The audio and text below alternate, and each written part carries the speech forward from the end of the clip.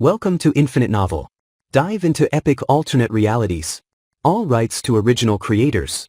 Chapter 141 Chapter 141 Great Philosopher Doflamingo. Seeing Borsalino turning into a light and running away, Nami immediately pointed to the sky and shouted, He is going to run away. Let him run away. Anyway, we can't catch up with him. Luffy showed a helpless expression. When the 100 buggies surrounded Borsalino before, if everyone attacked together, there was a chance to keep Borsalino, but at that time, Luffy wanted to see how the actual combat ability of buggy fruit would be after awakening, and only interfere 5 buggy life is on the line. Besides, in Luffy's opinion, if a person who can become an admiral is forced into a desperate situation, there is a way to reverse the situation judging from the current hatred value of both sides. There is no need to risk their life. Sanji looked at Luffy. The admiral ran away, so should we continue escaping? When everyone heard it, it seemed to be true. They wanted to escape just now because they knew that Marine Admiral was coming. But now Marine Admiral has run away by himself. Luffy thought for a while and said, let's avoid the limelight first. Come back to watch the live broadcast of Summit War in a week. Although the Admiral was beaten away, who knows if Marine will send other admirals? At the critical moment, this place is so close to Marine headquarters, what if his grandpa came next time? How embarrassing. So, Luffy made a decisive decision and ordered everyone to escape first. Afterwards, everyone moved the treasure chest to the Thousand Sunny, and temporarily left the Sabayati archipelago. Here the video on the red border screen gradually dimmed. The screen disappears.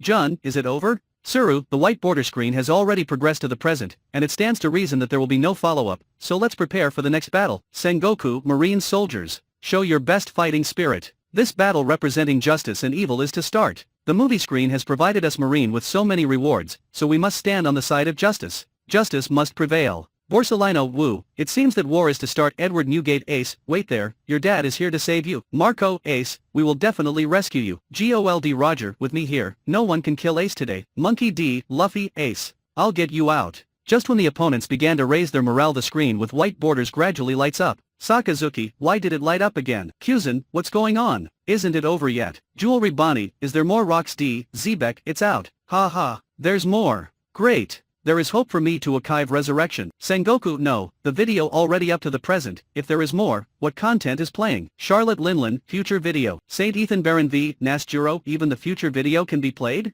Summit War has officially kicked off. Whitebeard opened his arms suddenly, and the power of Quake Fruit was activated. Boom, the seawater on both sides of Marineford bursts into the sky. As if two monstrous monsters that have been dormant on the seabed for many years, with the momentum of swallowing the sky, they opened their bloody mouths towards the Marine headquarters in the middle. Tsunami! My god! What kind of power is this? It's over. Just when many people thought that Marine headquarters was going to be submerged, a voice suddenly jumped into the air from the crowd. Ice Age. Under the sky, between the sea and the sky, a figure becomes the only protagonist in this world. He stretches his arms like a bird, spreading his wings. The biting cold air surged out from his arm like a rolling river. At first glance, the coldness is so severe, but when the cold air touches the hundreds of meters of waves on both sides, its terrifying power is truly revealed in front of the world. The monstrous waves, nearly 100 meters high, were frozen into mountains in less than a second. Ice block Pheasant Peck. When falling, Aokiji threw out 2 frozen bird and went straight to Whitebeard. Hee Aokiji, you kid. Whitebeard grinned at the corner of his mouth, and blasted out with a punch. Across a distance of 400 meters, the wave was transmitted to Aokiji in an instant. Even the 2 frozen birds were shattered.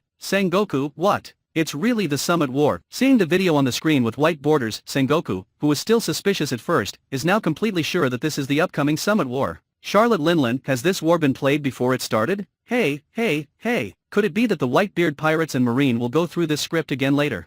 Gol D, Roger, ha ha ha. If there is no screen, then the upcoming war should be based on this script. But it is definitely impossible now. Not to mention that Marine headquarters has more people, including him, Golden Lion, and Kojiki Oden, and many people have the reward from the screen as an advantage. This plays a vital role in the outcome of this war. It can be said that since the appearance of the screen, the course of this war has completely changed. Dracula Mihawk, is this supposed to be where Summit War happened if the screen never exists? Shiki, wait until the real war officially starts. I told Whitebeard not to move. Watch me lift Marine headquarters to the sky first. Ja ha ha ha ha. Don Quixote Doflamingo, Phew Furfur. Interesting. As expected of the strongest man in the world, he will destroy the entire Marine headquarters. Gecko Moria, hey he he he he he he he he he. If there is no fruit ability of Admiral Kuzan, this tsunami is really hard to defend. Sengoku, stupid. Do you think Marine is that weak? Looking at the video of the start of the war and the white border video, many viewers were shocked. In a battle of this level, those big bosses will strike at will, and they are all existences at the level of destroying the world. Under the Great War, ordinary pirates and Marine soldiers are really worthless like ants. As Crescent Harbor is frozen, the whole Whitebeard Pirates advance. Marine vice admirals also joined the battle, acting as the first line to stop the Whitebeard pirate team commander. Then, the world's #1 swordsman, Mihawk, pulled out the black sword Yoru, and attack at Whitebeard with a wave of sword energy 800 meters away. Where the sword energy passes, everything is like cloud and mud, split in half instantly boom. In the end, the sword energy did not touch Whitebeard at all, and was stopped by the commander of the third team of the Whitebeard Pirates, Yozu, Yasakani no Megatama. Almost at the same time, a golden light shone high above the sky, illuminating the entire Marineford. With all eyes on, Marine Admiral Kizaru hit Whitebeard directly.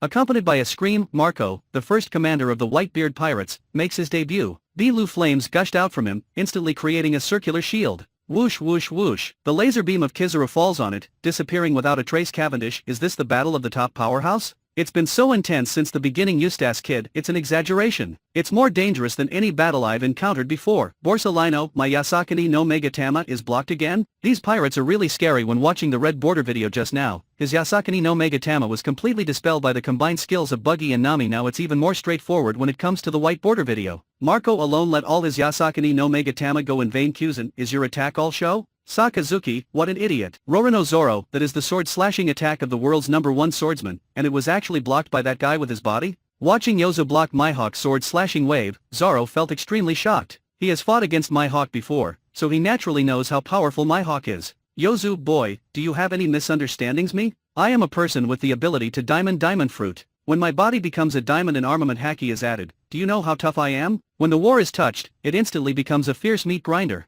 Outside the harbor, the fleet of the Whitebeard Pirates fleet and the fleet of the marine warship roared, blasting out flames that soared into the sky one after another. In the harbor, the Whitebeard Pirates and Marine are officially fighting. Swords and bullets have no eyes at all. The moment the two armies come into contact, a large number of pirates and Marine die instantly. Living human lives instantly turned into ruthless statistics at this moment. Outside the harbor, several Marine warships were suddenly covered by something in the shadows. The Marine soldiers looked up subconsciously, and immediately saw a huge monster standing next to their warship. Roar! Little Oars Jr. roared loudly, grabbed the warship with both hands. It was as easy and simple as holding a household. He lifted this warship high, and then slammed it down to another warship below. No help! The Marine soldiers on the two warships were extremely frightened amidst the screams. The two warships collided fiercely. Violent explosion. Violent impact. Under this blow, hundreds of lives will be reincarnated in an instant. Under Little Oars Jr. violence to open the way, the Whitebeard Pirates' large ship group broke through the blockade at the entrance of the harbor, and a large number of pirates jumped off the boat and rushed to the ice in the harbor. Shishibukai are making moves one after another. Bartholomew Kuma used his bear paw impact. Doflamingo cut Little Oars Jr. foot. Gecko Moria's shadow horn gun penetrates Little Oars Jr. Just a moment ago, Little Oars Jr., who seemed to be invincible, was seriously injured and fell down in an instant, submerged in the sea. Porgas D, Ace, Little Oars Jr. Little Oars Jr. Brother Ace, don't be nervous, this thing hasn't happened yet. Porgas D, Ace, Little Oars Jr., listen to me. Never come to save me. If so many lives are lost trying to save me, I'd rather die. Seeing the death of a large number of members of the Whitebeard Pirates in the screen, Ace's heart is bleeding. At the same time, self-blame came for him. If he hadn't been self-willed and listened to Whitebeard, he wouldn't be in this situation now. It will not cause everyone to come to Marine headquarters now, and they can avoid the war. Nefertari Cobra, why is there a war? Isn't the life of those soldiers and pirate crews not life to behold? Neptune, the war is cruel. The war has just begun. The total number of casualties on both sides has reached at least 1,000. Don Quixote Doflamingo, how do you old antiques understand? Not to mention the weak on the battlefield. As long as you are weak, you have no right to choose. Ha ha ha ha ha. Sengoku, damn it. Our Marines' loss is not small. Edward Newgate, Sengoku, you stop pretending to be sentimental. This is your own war that you plan. If you really care Marine's life, then you hand over Ace to me, we both exit peacefully. How it? Sengoku, you're dreaming. If Marine compromises with the pirates? Then where is the justice in this world? Don Quixote Doflamingo, justice? Phew fur. Doflamingo was to say something when he suddenly appeared on the screen. Don Quixote Doflamingo, huh? Close up for me. Doflamingo uses the ability of String Fruit to control the commander of the 13th Division of the Whitebeard Pirates, Atmos, and frantically kills the surrounding pirates. He stepped on the sky using his Devil Fruit to float, as if standing in the air. Listening to the Marines below shouting the slogan "Justice will prevail" to cheer themselves up, Doflamingo suddenly grinned. Pirates are evil. Marine is justice. This concept has been refreshed countless times. Doflamingo opened his hands, overlooking the entire battlefield. He laughed wildly. Children who don't know what peace is and children who don't know what war is, their values are different. Phew fur. As long as you stand at the top, you can write what is good and evil. And the battlefield at this time is the process of neutrality. Is justice bound to prevail? Phew fur, isn't that inevitable? Because, whoever win this war becomes justice. Doflamingo's arrogant remarks instantly resounded under the sky of the entire Marine headquarters. Chapter 142 Sengoku, damn it, my plan is fully exposed. Don Quixote Doflamingo, huh? Sengoku, asshole Doflamingo, what are you talking about? Gol D Roger, ahahaha. Well said, this is so true. Monkey D Dragon, only the victor is justice. This truth is absolutely correct. Nico Robin, children who don't know what peace is, and children who don't know what war is, of course what they want is different. Crocodile, to think, you a turkey is actually a philosopher. Don Quixote Doflamingo, phew furfur. I'm just telling the truth. How many adults don't understand this truth? It's just that some people are deceiving themselves. Rox D Xebec, I like what you say, kid. You wait for me to be resurrected, and we can join hands to make this world surrender under our feet. Don Quixote Doflamingo, phew furfur. Then you took the opportunity to give capture me, and then asked Law to perform an immortal surgery for you, right? Shiki, gee ha ha ha ha. Rox, don't treat others as fools. Edward Newgate, the Joker guy is a genius. He won't be fooled by such a low-level trick. There was a loud noise in the sky, and the prison team made its debut. When the advanced warship fell from the ice to the sea, the criminal brigade composed of Luffy, Jinbe, Crocodile, Buggy, Ivankov and others joined the battlefield. The conflict on the battlefield escalates again. At this time, on the execution platform, Your Excellency Fleet Admiral, we are ready. A marine communications soldier is reporting in Sengoku. The deployment is also in place at the harbor. Sengoku asked in a deep voice without looking sideways. Yes, everything is in place, the Sinelman replied. Hearing this, Sengoku ordered, cut off the video Den Den Mushi immediately. Sengoku, damn. When seeing this scene, Sengoku's heart suddenly jumped. When he saw the future video played by the movie screen before, he didn't realize the problem. However, at this moment, he suddenly realized that the problem was serious. Everything he arranged is to be exposed to the world and, most importantly, there are some things that cannot be seen. Edward Newgate Gururarara LA. Sengoku, cut off the broadcast? Is there something shameful that you want to hide? Seeing what was happening on the screen, Whitebeard understood immediately. Based on his understanding of Sengoku, if there is something you don't want the world to see, it must be an ugly thing. Urage, hey, isn't that mean we can only watch the half the summit war? Basil Hawkins, maybe it's just the beginning. Gold, Sengoku is not doing any good. Sengoku, shut up. Roger, this is war. Shiki, war is war, let's see what happens next. Jahahaha. Charlotte Linlin, the Sengoku old dog is starting to panic. Sengoku looked at the correspondent, let them cut off the video immediately. What will happen next? The world doesn't need to know. They just need to receive the news of Marine's victory in a few hours. Yes. The correspondent immediately began to deliver the order. At this time, the Whitebeard Pirates' large ship group had already rushed into the Crescent Harbor with a large number of commander and cotters.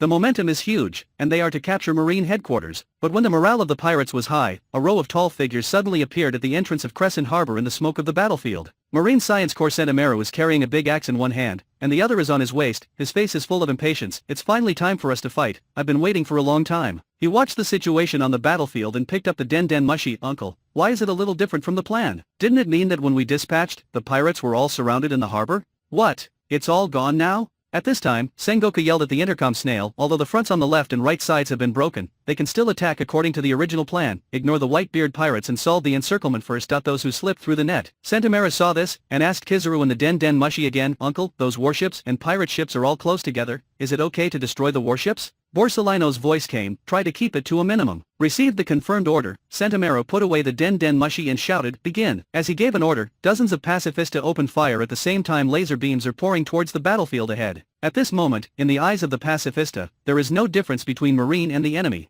They seem to be washing the ground, sweeping along the entrance of Crescent Harbor all the way inward. Everywhere you go, chaos. Sabayati Archipelago live in front of the big screen. My god. It turned out to be like this. Those pacifista are really ruthless killing machines. Whether it's a marine or a pirate, they kill them directly, isn't it? There is no difference between the pirate ship and the warship at this time, but as they are in the way, and they are all destroyed, no wonder Marine Admiral Sengoku wants to cut off the broadcast. He simply doesn't take the lives of those marine soldiers seriously. Hey, those are the so-called sacrifice. If sacrificing a small number of people can achieve the maximum victory, it is actually understandable. Understood? Fart. Let you be a sacrifice, can you still say this? That won't work. Then I will curse the 18th generation of his ancestors. Those who were waiting to watch the Summit War livestream were shocked when they saw Sengoku's plan to put the marine soldiers' lives at risk. It didn't matter whether Sengoku was right or wrong before, but at least he was dealing with pirates. And now, for the sake of victory, even the lives of marine soldiers are directly ignored. Horrible. Terrible. Edward Newgate, so this is your plan? Sengoku, you prepared such a trap for us?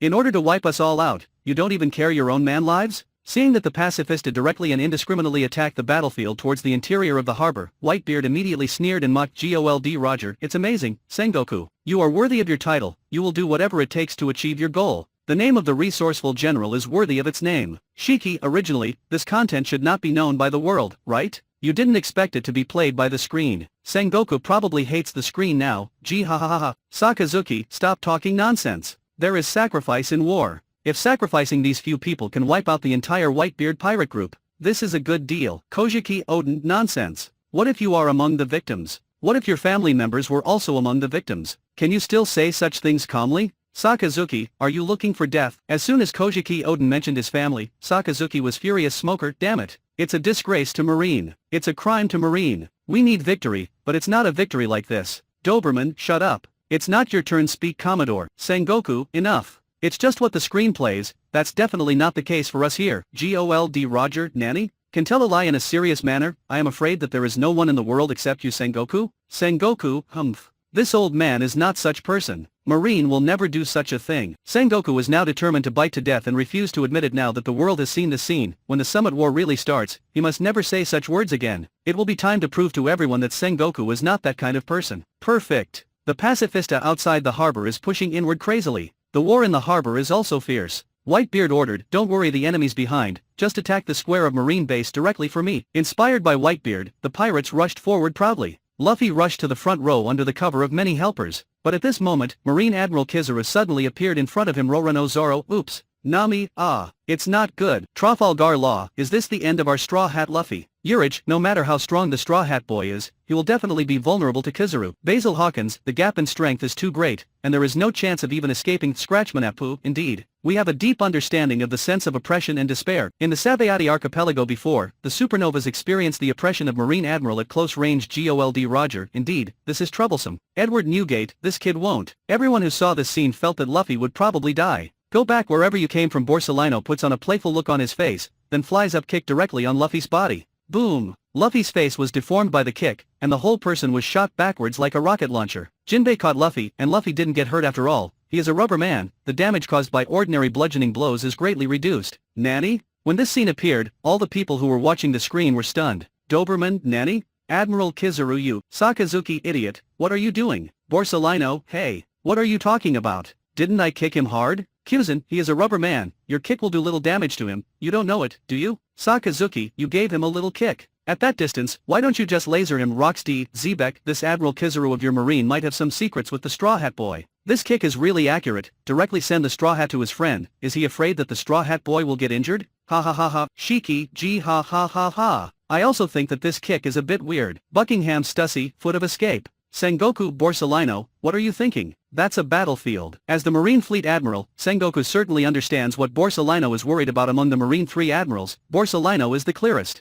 It is impossible for him to do shady things. Borsalino, Fleet Admiral, I don't understand what you're talking. Besides, these things didn't happen, how would I know? Looking at the scene on the screen, Borsalino is also very speechless. Even though this is a scene that hasn't happened yet, Borsalino knew that if he really appeared in that scene, he would definitely choose to do it himself. After all, you know yourself best, he is not a fool. How could he personally kill the grandson of the Marine hero Garp? There are so many pirates on the battlefield, why should he kill this relationship household? Killing a Luffy, it's impossible to give him a raise. It will only make a prestigious senior in Marine hate him more unless he was out of his mind. He would definitely pretend to attack Luffy as shown in the screen just now, and kick him away. As for who killed Luffy, he will not be it as long as it's not him, Borsalino. In fact, in Borsalino's opinion, except for Sakazuki, no one would do such a stupid thing. It's just that what makes Borsalino depressed is, on such a large battlefield, his kick to Luffy was just a flash event. It's impossible for anyone to notice that he put a negligible power in that moment. However, this unlucky screen actually gave him a close-up, and played it in front of everyone in the world. The war is still going on aboard Moby Dick. Whitebeard is holding his weapon and is to join the battlefield. Suddenly, he tilted his head slightly and looked back, only to see the big Maelstrom Spider Squad walking from behind. Squad?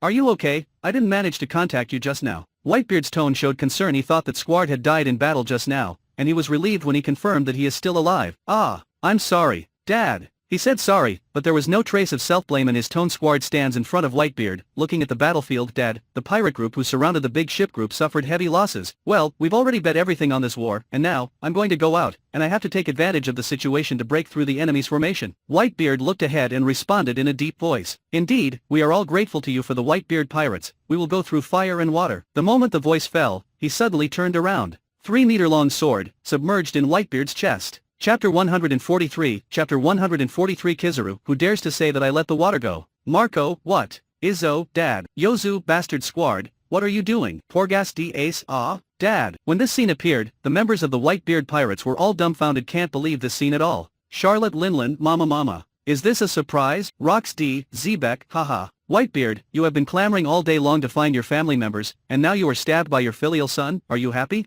Buckingham Stussy, that idiot wants to find his family in the sea, isn't that stupid? Look at Linlin, if you want your family to give birth to it yourself, that is the real family. Kaido, that's right. Blackbeard Teach was also Whitebeard's son before, right? Then he killed Whitebeard's other son, Edward Newgate Gurarera. Don't need you to talk nonsense to this old man. Squard this, how could I attack Dad like this? Dad, I would not do this thing. Seeing the scene, Squard was numb. He can probably guess why. He has a bloody feud with Roger. Although he now knows that Ace is Roger's biological son, but even so, it is impossible for him to kill Whitebeard for it. Edward Newgate. Squard, don't think too much. I know your loyalty to me. An honest person like you must be deceived to be taken advantage of by others. Squard, Dad, no matter what, I will never hurt you. When Whitebeard was stabbed by Squard, the audience was shocked. Afterwards, Squard loudly said it's all Whitebeard's conspiracy with the Marine, to save Ace. Whitebeard, we risked our lives to come here. As a result, you have already colluded with Sengoku. As long as you betray the 43 pirates under your command, the lives of your Whitebeard pirates and Ace will be saved. Look now, isn't it our big fleet that is being attacked intensively? When Squard yelled these words, all the pirates were stunned. Marco wants to kick Squard to death. However, Whitebeard stopped Marco, and then embraced Squard, who was ready to die. Although you are a stupid son, I still love you. Are you kidding? You obviously want to exchange our lives? Squard yelled.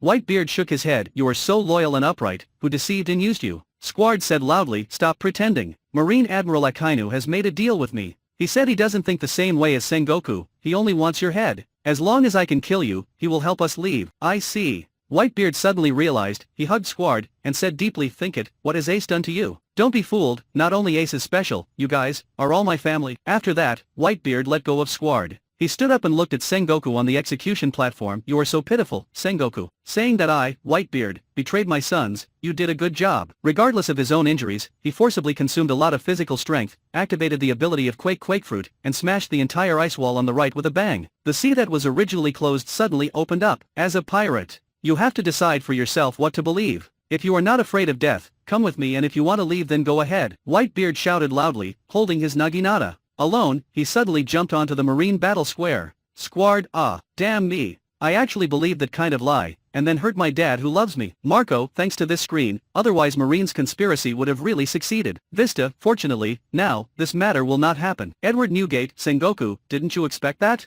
Your despicable plan was exposed in advance. Gurarera. Whitebeard is in a good mood. If it really happened that his son personally assassinated him, he would suffer the most. Now, this hidden danger has been ruled out, and he is happier now. Shiki, what kind of idiot is this Squard? How can he even believe that kind of thing? Stupid pathetic Squard. Yeah, I'm a total idiot. Edward Newgate, Golden Lion, just shut up. Are you underestimating Sengoku? No matter who he tricks, he designs based on the other person's experience and personality. It's not something that can be avoided by being smart or not. Sengoku, stop talking nonsense. I never thought of trying to provoke the relationship between father and son. On the battlefield, our Marine will defeat you evil pirates in a dignified way. Sakazuki, yes, this so-called future video is simply nonsense. It's just a Whitebeard pirate group, and it's not worthy of our Marine's attention. Gold Roger, haha. I will accept your shame. It's really thick. Whitebeard got angry and almost overturned the island of Marineford. The war is heating up. A large number of pirates rushed to the front with Whitebeard, but at this moment, the super thick surrounding wall lifted up, enclosing the entire Crescent Harbor meteor volcano. As Sakazuki launched his big move, the ice in the harbor was melted.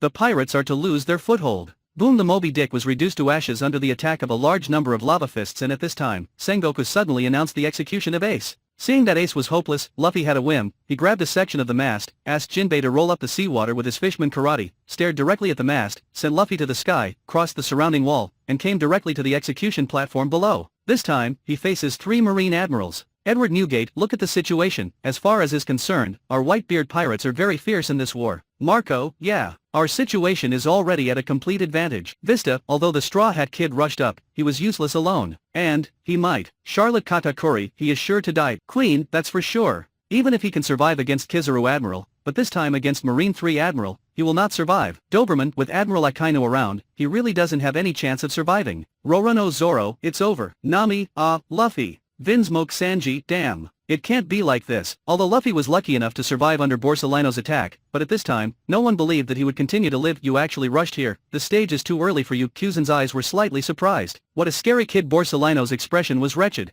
and he couldn't see what he was thinking at all. Sakazuki's eyes showed disgust. I really don't know how you managed to stay alive, son of dragon, huh, huh. Luffy panted heavily, he swung the mast in his hand and smashed it at the three of them. Ka ka ka. The mast just touched Kyuzen, it was frozen immediately, and then shattered to the ground. Boom! Sakazuki's hands suddenly turned into magma, and the rolling lava condensed into punches. He will burn Luffy to ashes with one punch without hesitation. But at this moment, a dazzling light suddenly lit up. Luffy flew directly to a group of marine miscellaneous soldiers. The whole chat room became quiet. After several seconds, the chat room exploded with shock. Kyuzen, you idiot. What the hell are you doing? Momonga, Admiral Kizaru. You are, so obvious. Sakazuki, idiot. Didn't you see that my magma punch has condensed? You kicked him out of the encirclement. Borsalino, hey, really, there are 3 admirals present, and obviously I was the only one who attacked Luffy in the Straw Hat, and then everyone still scolded me for being wrong. Sengoku, you want to face, Shiki, pft. Sengoku, you are going too far. He is right. There are 3 admirals present, and he is the only one who attacked the Straw Hat boy. Why are you all saying that he is wrong? Jahahaha. Vinsmoke Sanji, Luffy, is there some uncle or something you haven't told us?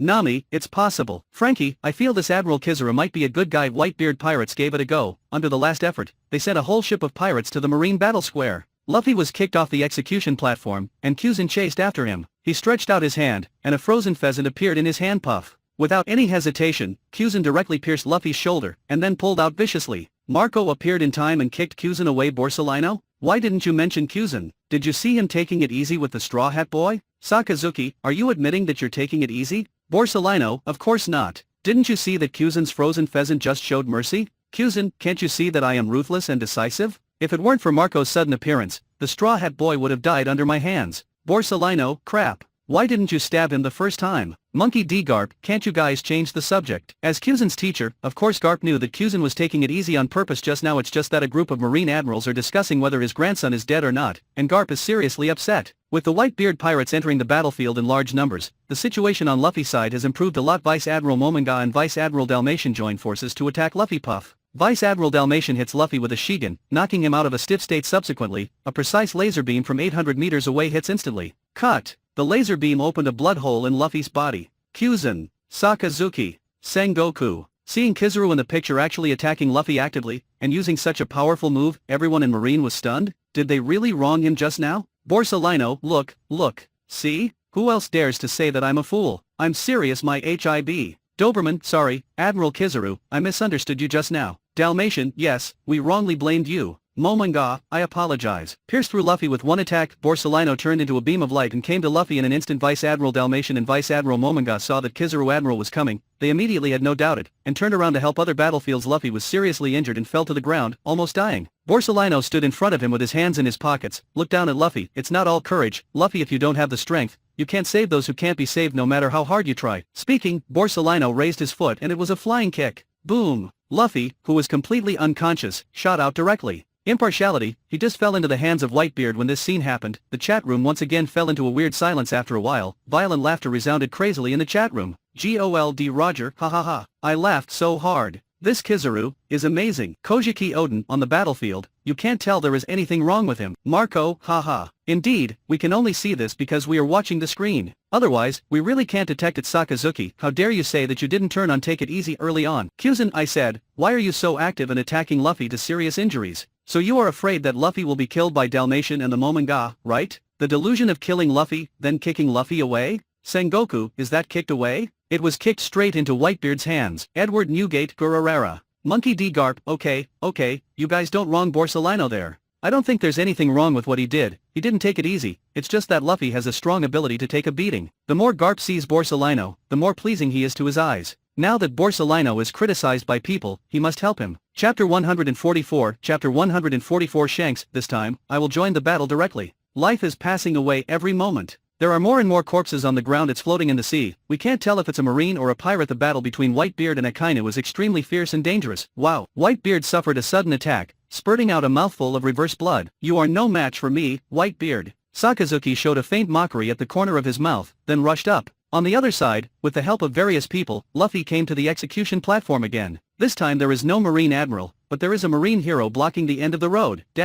Before you were born, I was already fighting pirates. Luffy, you are now my enemy. After making such bold words, Garp waved his iron fist of love and slammed Luffy hard. Then, boom, He was punched off the execution platform by Luffy Gol D Roger, ha ha ha ha, Edward Newgate Gururera. Sengoku, Garp. You clearly acting. Although Sengoku didn't expect Garp to take action against Luffy, it's hard not to believe that Garp's rhetoric just now is that he really wants to stick to his marine duty. As a result, the bold words were louder than anyone else, and there was no point in hesitating to give mercy. Borsalino, haha, now it's not just me, Tsuru. Garp can't help it. No one can kill their grandson with their own hands, right? Doberman. Fortunately, Fleet Admiral Sengoku was on the execution platform. Otherwise, Ace would have been saved by Luffy. Momonga, yes. Fleet Admiral Sengoku is still there, and has been waiting on the execution platform. Luffy punches Garp flying, picks up the key to unlock Ace, but at this moment, a laser beam suddenly appeared. Destiny the key in Luffy's hand with great precision. Borsalino, look, haven't I done another great job? Kuzan, you call this meritorious service?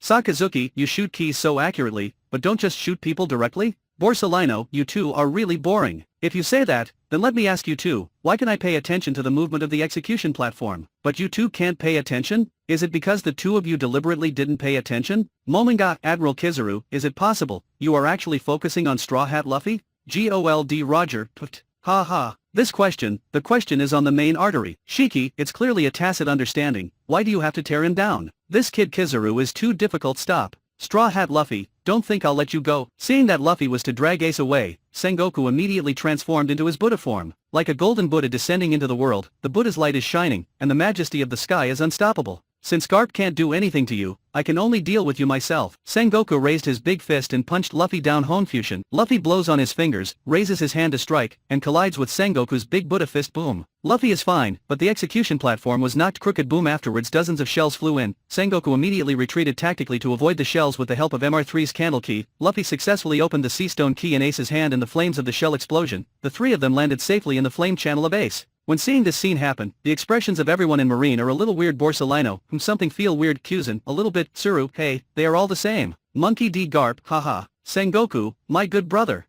Sengoku, what are you talking about? Sakazuki, how can an attack from Sengoku in his Buddha form did not do any damage to the Straw Hat? Are you also taking it easy with him? Unlike others, Sakazuki is outspoken. Sengoku, nonsense. Didn't you see what happened? This old man was to give chase, but the cannonballs from those idiots bombarded me, so I had to retreat first to avoid the shells. Borsalino, ahem, let me see who will talk me this time. Gol D Roger, haha. Sengoku, with all due respect, you are not as good as Kizaru Kid. Under your punch, the Straw Hat Luffy is still intact. Sengoku, nonsense. I'm old, how powerful can my punch be? Besides, didn't you see the Straw Hat Luffy used his ability to relieve the force? Shiki, really? Listening to your explanation, it really seems like that. Sengoku, get out. Luffy and Ace cooperate very well, and they break out of the tight encirclement soon. Whitebeard was seriously injured and made a decision to die alone and save the others. Ace kowtowed to Whitebeard, then resolutely left. But at this moment, Akaina's mocking voice came. As soon as Ace was rescued, he immediately ran away with his tail between his legs. The Whitebeard pirates are really a bunch of cowards. The commander is also incompetent. There is really no way, after all, he just went up being a loser of an era. As soon as these words came out, Ace was successfully angry. Then, under Luffy's horrified and desperate eyes, Ace was punched through the chest by Sakazuki. Whitebeard was furious, dragged his body and fought with Akainu. Akaina knocked off half of his head, but he knocked Akaina down under the ability of Quake Fruit. Marineford was directly divided into two. He stood alone on the Marine Peninsula. Behind him is the Abyss, and in front of him are all Marines. Sabo, Monkey D, Luffy, Ace, Rorono Zoro, calm down. This isn't real. Marco, damn, Ace is dead. Is Dad going to die too? Vista, I will never allow this to happen. Jinbei, it will never happen this time. Izo, Ace. Remember, when the battle officially begins, no matter what method Akaina uses, you must never be fooled. Porghast Ace, as long as Dad can leave with us, I will never look back. Sakazuki, what are you thinking? This time the war starts, I will kill you directly. Gol D Roger, how dare you? If Ace dies, all the family members of you Marine will be buried with him. Sengoku, bastard. You are worser. You bastard don't even know the rules? Gol D Roger, if my sons are dead, then no one else in this world needs to have sons. Tsuru, this is a pirate. Despicable and shameless. Gol D Roger, don't get me wrong, I've never been a good person. The only difference between me and you are that I admit that I am a bad person. And you, are similar to us pirates, but you want to give yourself the banner of justice. Shiki, Hetui. Crocus, Atui. All of a sudden, the chat room was spitting Sengoku fart. At least the affiliated countries under the world government can enjoy a peaceful life. But you pirates only attack and raid. Edward Newgate, you're the fart, right? Which pirate would dare to mess with the island that this old man? Charlotte Linland, my country, everyone lives and works in peace and contentment. Shanks, in my land, people live happily. Gol D. Roger, to put it bluntly, everyone is the same, the enclosure is king. It's just that your world government and Marine are more greedy and want the whole world to be under your control. Whitebeard fights Marine alone. Suddenly, the Blackbeard pirates appeared in summit war. The exhausted Whitebeard grabbed Blackbeard Teach's head with one hand, but unfortunately he was too exhausted to deliver a fatal blow. The Blackbeard pirates swarmed up and killed Whitebeard. Afterwards, they cover Whitebeard in a cloth. When the cloth is lifted again, Quake Fruit's ability has been taken away by Blackbeard Teach. Dark Cave Road. Shockwave. Blackbeard activates the ability of Dark Fruit and Quake Fruit, punching out through the air. The already riddled Marine headquarters building completely collapsed under Blackbeard's attack. Zahahaha. The dark power that turns everything into nothing. The power of vibration that destroys everything. I got it all. In this way, I will be invincible. Peace-loving stupid people. Marines, the world government, and pirates. The future of this world is a foregone conclusion. Zahahaha, that's right, in the future it will. Speaking of which, Blackbeard raised his hands high, facing the only shadow on the scene like a den mushy. He laughed ferociously and said, from now on it will be, my era. Marshall D. Teach, huh? Did I get Dad's Quake Fruit as expected? Zahahaha, look at my plan is a success. Marco, Teach, don't worry, this scene won't happen again. Marshall D. Teach, Zahahaha, don't be so absolute, as long as I dream it, everything can happen. Sengoku, damn it. Teach, you joined Shishibukai to prepare for this moment, right? Marshall D. Teach, that's right. It doesn't matter if you know now. My purpose of joining Shishibukai has been achieved. I don't care that title anymore. So first, let this Marineford sink to the bottom of the sea. Excited Blackbeard activates the Quake Fruit ability, and immediately wants to make Marine headquarters disappear, but at this moment, a golden Buddha descended from the sky. Buddha light shockwave. Sengoku in Buddha form pushing his huge palm in the direction of Blackbeard. A terrifying energy explosion suddenly appeared, drowning the entire Blackbeard pirate group including Blackbeard. Like a gust of wind blowing fallen leaves, everyone in the Blackbeard pirates is like garbage in the wind, all of them are blown to bits and pieces. Gol D. Roger, Sengoku, this is the age you said, the fist has no strength. Shiki, jahahaha. Just now, when he punched Luffy, he didn't even hurt him, but now he punches the whole Blackbeard pirates with one punch. Borsalino, Fleet Admiral, I can't seem you can't hide it. Sengoku, don't meddle. This old man is obviously does it for the sake of justice, and he will not hesitate to burn his life to protect the justice of Marine. Kyuzen Tsuru Jinbei flees for his life with a bloody Luffy all the way. Sakazuki is pressing behind him every step of the way. Seeing that Jinbei and Luffy had nowhere to go, Trafalgar Law's submarine appeared. Hey, you two come up quickly. The hatch opens, Trafalgar Law shouts at Jinbei. Monkey D. Luffy, Trafalgar? Eustace Kid, Nanny? Law also appeared in Summit War? Basil Hawkins dare to participate in such an occasion, what audacity. Trafalgar Law, I don't know why I am there. But if I had to guess, I guess it was because Sengoku ordered the live signal to be interrupted, so I went to go and see it? Jewelry Bonnie, then why are you popping up to save Straw Hat Luffy now? Trafalgar Law, who knows? Maybe a passing interest? Sakazuki led Marine to pursue bravely, and killed the rest of the Whitebeard pirates and fled, but then Marine soldier Kobe blocked Sakazuki for a few seconds. Then, the Red Hair pirates appeared. I'm here to end this war. The continuation of this battle will only increase the casualties of both sides. If there are still people who haven't fought enough, let us fight with you. Speaking of this, Shanks looked stern, and his voice resounded through the audience. Everyone here, please do me a favor. Afterwards, everyone really gave Shanks face. The summit war is over. Sengoku, Red Hair. You really joined in. Shanks, it's not joining this time. Captain Roger is here. I'm going to join the battle directly. Gol D. Roger, ha. Little Shanks and Little Buggy are here. I feel like a world away. Sakazuki, it doesn't matter how much you come. I'll let you all die here. Sakazuki, that's right. What bastard is that Marine named Kobe? As soon as the screen is over, he will be dealt with according to military law and killed on the spot. Monkey D. Garp, you dare. Sakazuki, huh? It's your man again? Humph. If you don't want him to die, just take care of him. Don't let him bring shame to the Marine. In the noisy quarrel in the chat room, the white border screen is gradually dimmed. The screen disappears. Chapter 145. Chapter 145. Red Border. Luffy's analysis of the reasons for launching Summit War. Marco, betrayal, the pacifista, the blockade, and Teach, the bastard. The process of the Summit War has been fully understood, so, these must not be allowed to happen again. Jinbei, Dad. This time, we won't let you die. Yozu, this time, I have the full level armament haki rewarded by the screen. Aokiji, you can't freeze me. Edward Newgate Gururarara. Ace, this time, none of us will die. Sengoku, don't dream of it. Marine is not weak. This time, I'll make sure to destroy the Whitebeard pirates this time. Kong, that's right. Since the screen has revealed all the secrets of both sides, then our Marine side has the advantage in this battle. Sengoku, you control the situation well, and I will lead the reinforcement to come and help. Marijoy is close to Marine headquarters, and reinforcement will come quickly so in this battle, although it seems that the number of pirates is greater than the original advantage, but if Marijoy reinforcements are added, then as Kong said, the advantage can be reversed. Right now the screen with red border gradually brightens, the screen appears.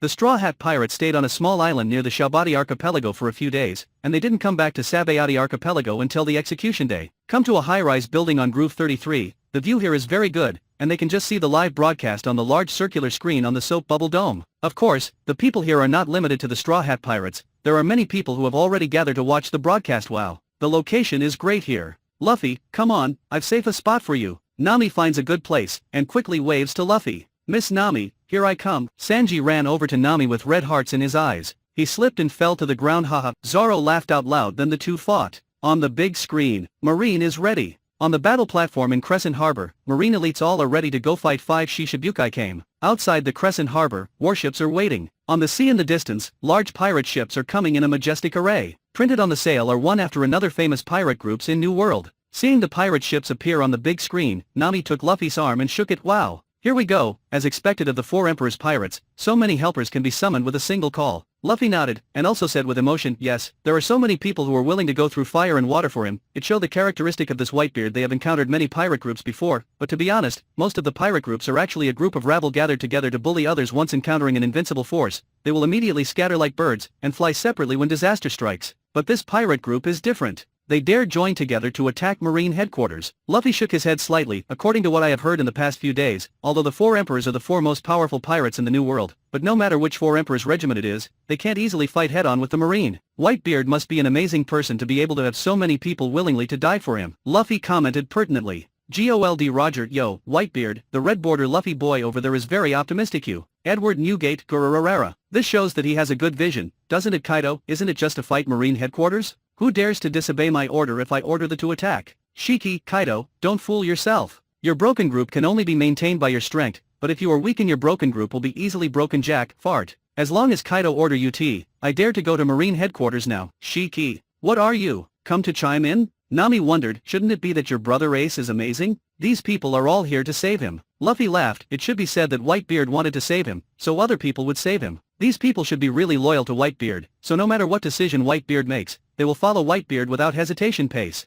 Hearing this, the partners around were all shocked. Is this Whitebeard so awesome? At this time, Buggy's upper body suspended in the air reached out and rubbed his chin, wondering, why would the Marine did this? Although the commander of the second team of the Whitebeard Pirate is a very important role, why make it a spectacle, announcing it in advance, making Whitebeard have time to prepare his troop to attack, and now that such a big war will happen, I think that Guy Sengoku is already green with regret. Buggy laughed lightly. Ah ha ha. No, Buggy, you are wrong. Luffy laughed, and said firmly, actually, this reason itself is aimed at Whitebeard. Ace is just an important pawn in Marine's plan. Towards Whitebeard. Buggy was a little stunned, half of his body flew back and joined with his lower body. Luffy shrugged his shoulders. It's not difficult to analyze, right? If Marine really just wants to execute Ace, then he can be executed anytime and anywhere. Even if it's a public live broadcast to the world, it's okay. If Ace was executed publicly yesterday, the Whitebeard Pirates haven't assembled yet, what can they do? Just wait for the Whitebeard Pirates to arrive? To put it bluntly, Ace is just using the bait to catch the fish of the Whitebeard Pirates. Luffy said, hiss.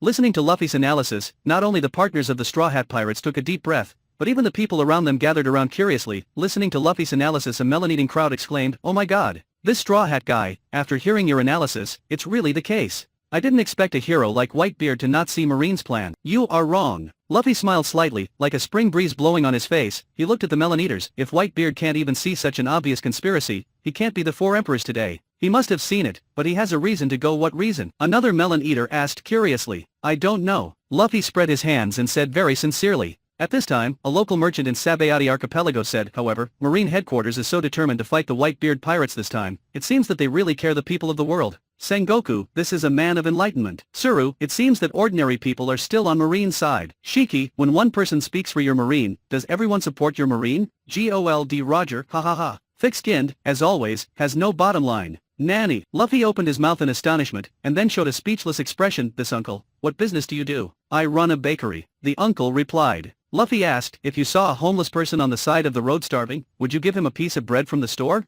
I will, the uncle said without hesitation. Luffy asked again, what if there are hundreds of homeless people begging in your shop? Would you give them all the bread in the shop? The uncle stares, impossible. I have a family to support myself. If I take out all the bread, wouldn't my family and I starve to death? Luffy nodded. Yeah, you understand this truth, can Marine not understand? Luffy continued, you said that Marine sent a team to destroy the pirates, then I believe it. But if you said that they used all of Marine's strength to destroy the pirates, then I would not. They still need to support the world government first and foremost. Oh? At this time, a silver-haired old man wearing glasses surrounded Luffy curiously when he heard what Luffy said. Buggy looked up and suddenly opened his mouth wide. Gold Roger, haha. Rayleigh, what are doing over there? Shanks. Buggy was shocked when he saw you. Silver. Rayleigh. Ahem. How do I know what I'm doing over there? Shucky, this old man just can't sit still and likes to meddle. Edward Newgate Gururera. At this time, Luffy continued to speak. This uncle, I believe that there must be many true heroes in the Marine who will sacrifice their own lives to protect civilians for the sake of justice. But if a war requires all Marines to participate in the war, then the purpose behind it is only one words. What? The silver-haired uncle asked. Cooperatively benefits.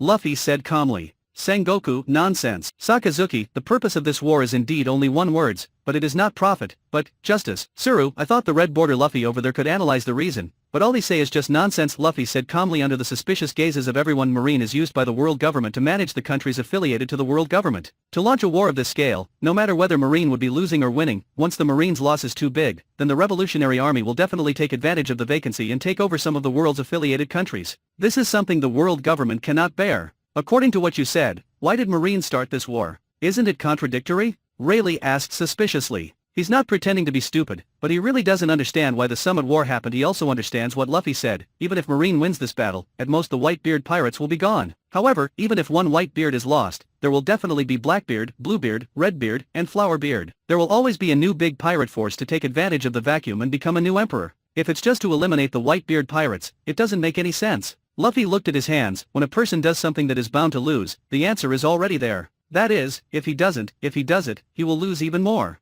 Or, there are potentially greater benefits worth taking a gamble on. In short, others may not see it, but he must see it himself. Listening to Luffy's explanation, Rayleigh thought deeply. He looked at Luffy. Then can you guess, if Marine doesn't destroy the Whitebeard Pirates, what will happen to them? Or, if they destroy the Whitebeard Pirates, is there any potential benefit? Luffy thought for a while. I can guess. First of all, I don't think Marine wants to destroy the Whitebeard Pirates, but the world government want to. A war of this scale, the fleet admiral of the Marine wouldn't have the guts to launch it without going through the world government. Secondly, it is easy to guess what the world government cares it a lot. Maybe it's like O'Hara, the Whitebeard Pirates touched the taboo of the world government. Maybe he had knowledge of the Void Century. Of course, I think the latter is more likely. According to the information I have obtained recently, I found that the people of the islands under the Whitebeard Pirates live in peace and don't have to worry being harassed by other pirates. And this is exactly what the world government does not want to see, because the world government knows that the power of role models is the most terrifying. If other great pirates also learned from Whitebeard, then the world government that is in the hearts of those common people would be dispensable in the people's eyes. The world government can allow the existence of cruel and evil big pirates, because such pirates will only drive the people's hearts to the world government. And Whitebeard, a big pirate who never asks for a belly from civilians in his jurisdiction, is fighting for the people's hearts with the world's government, and the world's government will never allow such existence. When Whitebeard was strong and young, even if the world government wanted to get rid of him, they were worried that the loss would be too great.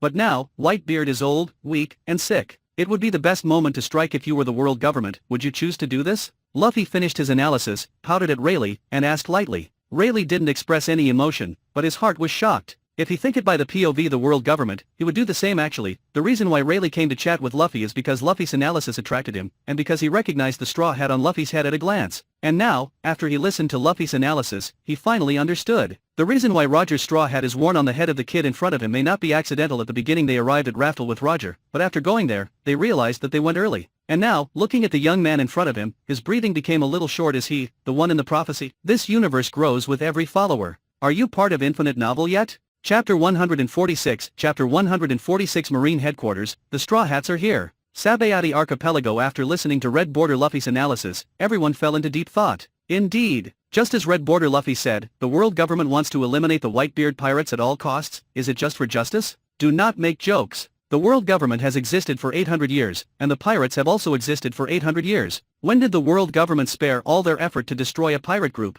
Even Pirate King Roger exist. The world government did not use all of Marine's strength to deal with him now for a Whitebeard Pirates, a mere emperor compared to Roger. This is indeed unreasonable. You know, Marine and the Whitebeard Pirates are at war. Who can guarantee that other emperor will not join the battle? Isn't Marine afraid that the other pirates will take the opportunity to join forces and deal with Marine headquarters together? Although the possibility of this is very small, it is possible after all. But even taking such a risk, the world government still let Marine take the initiative to provoke such a big battle. Foolish people may believe the justice that the Marine said, but people with a little bit of knowledge will not believe such ridiculous remarks until after Red Border Luffy's pass analysis. People just woke up suddenly. Yes, the Whitebeard Pirates have never fought for supremacy in the past 20 years, but the influence of the Whitebeard Pirate is getting bigger and bigger. Among the current 4 Emperor's pirates, the power and influence of the Whitebeard Pirates is undoubtedly the largest. As long as it is an island under his jurisdiction, the civilians all call him Dad. It can be seen how important Whitebeard is in the hearts of ordinary people. It is precisely because of this that the world government can't sit still. The Whitebeard Pirates must be eliminated. If they really want to deal with pirates for the sake of the so-called justice, then it is obvious that they should first deal with the Beast's pirates. A pirate group always cause harm. But the world government did not do that. The answer is obvious. The Beast's pirates are beneficial in their eyes, and the Whitebeard pirates are bad in their eyes. Saint Marcus Mars, what a load of nonsense. An outrageous statement. This Red Border Luffy is an idiot. Saint Topman Warcurie, what's even more ridiculous is that those people in the video believe what he said. What a bunch of hopeless idiots. Kong, when is it Whitebeard's turn to compete with the world government? Is he worthy? Sengoku, he is just a bastard. It's all a lie. Edward Newgate, Gururarara. You are so anxious. Are you guilty? Gol D. Roger, is Red Border Luffy right? Ha ha ha. The so-called dog jumping over the wall should be what you guys look like now. Shiki, gee ha ha ha ha. I really didn't expect that there are so many secrets hidden behind THS War. But after listening to Red Border Luffy's analysis, it seems to be like this. Marco, Dad has protected too many people over the years. Under Dad's protection, these people don't have to worry being bullied by pirates, and they don't have to pay any tribute. Yozu, Father just wants to protect the people to the best of his abilities. Why is he being targeted like this? Izzo, damn Sengoku, damn 5 elders. You really deserve to die. Sakazuki, stop talking nonsense.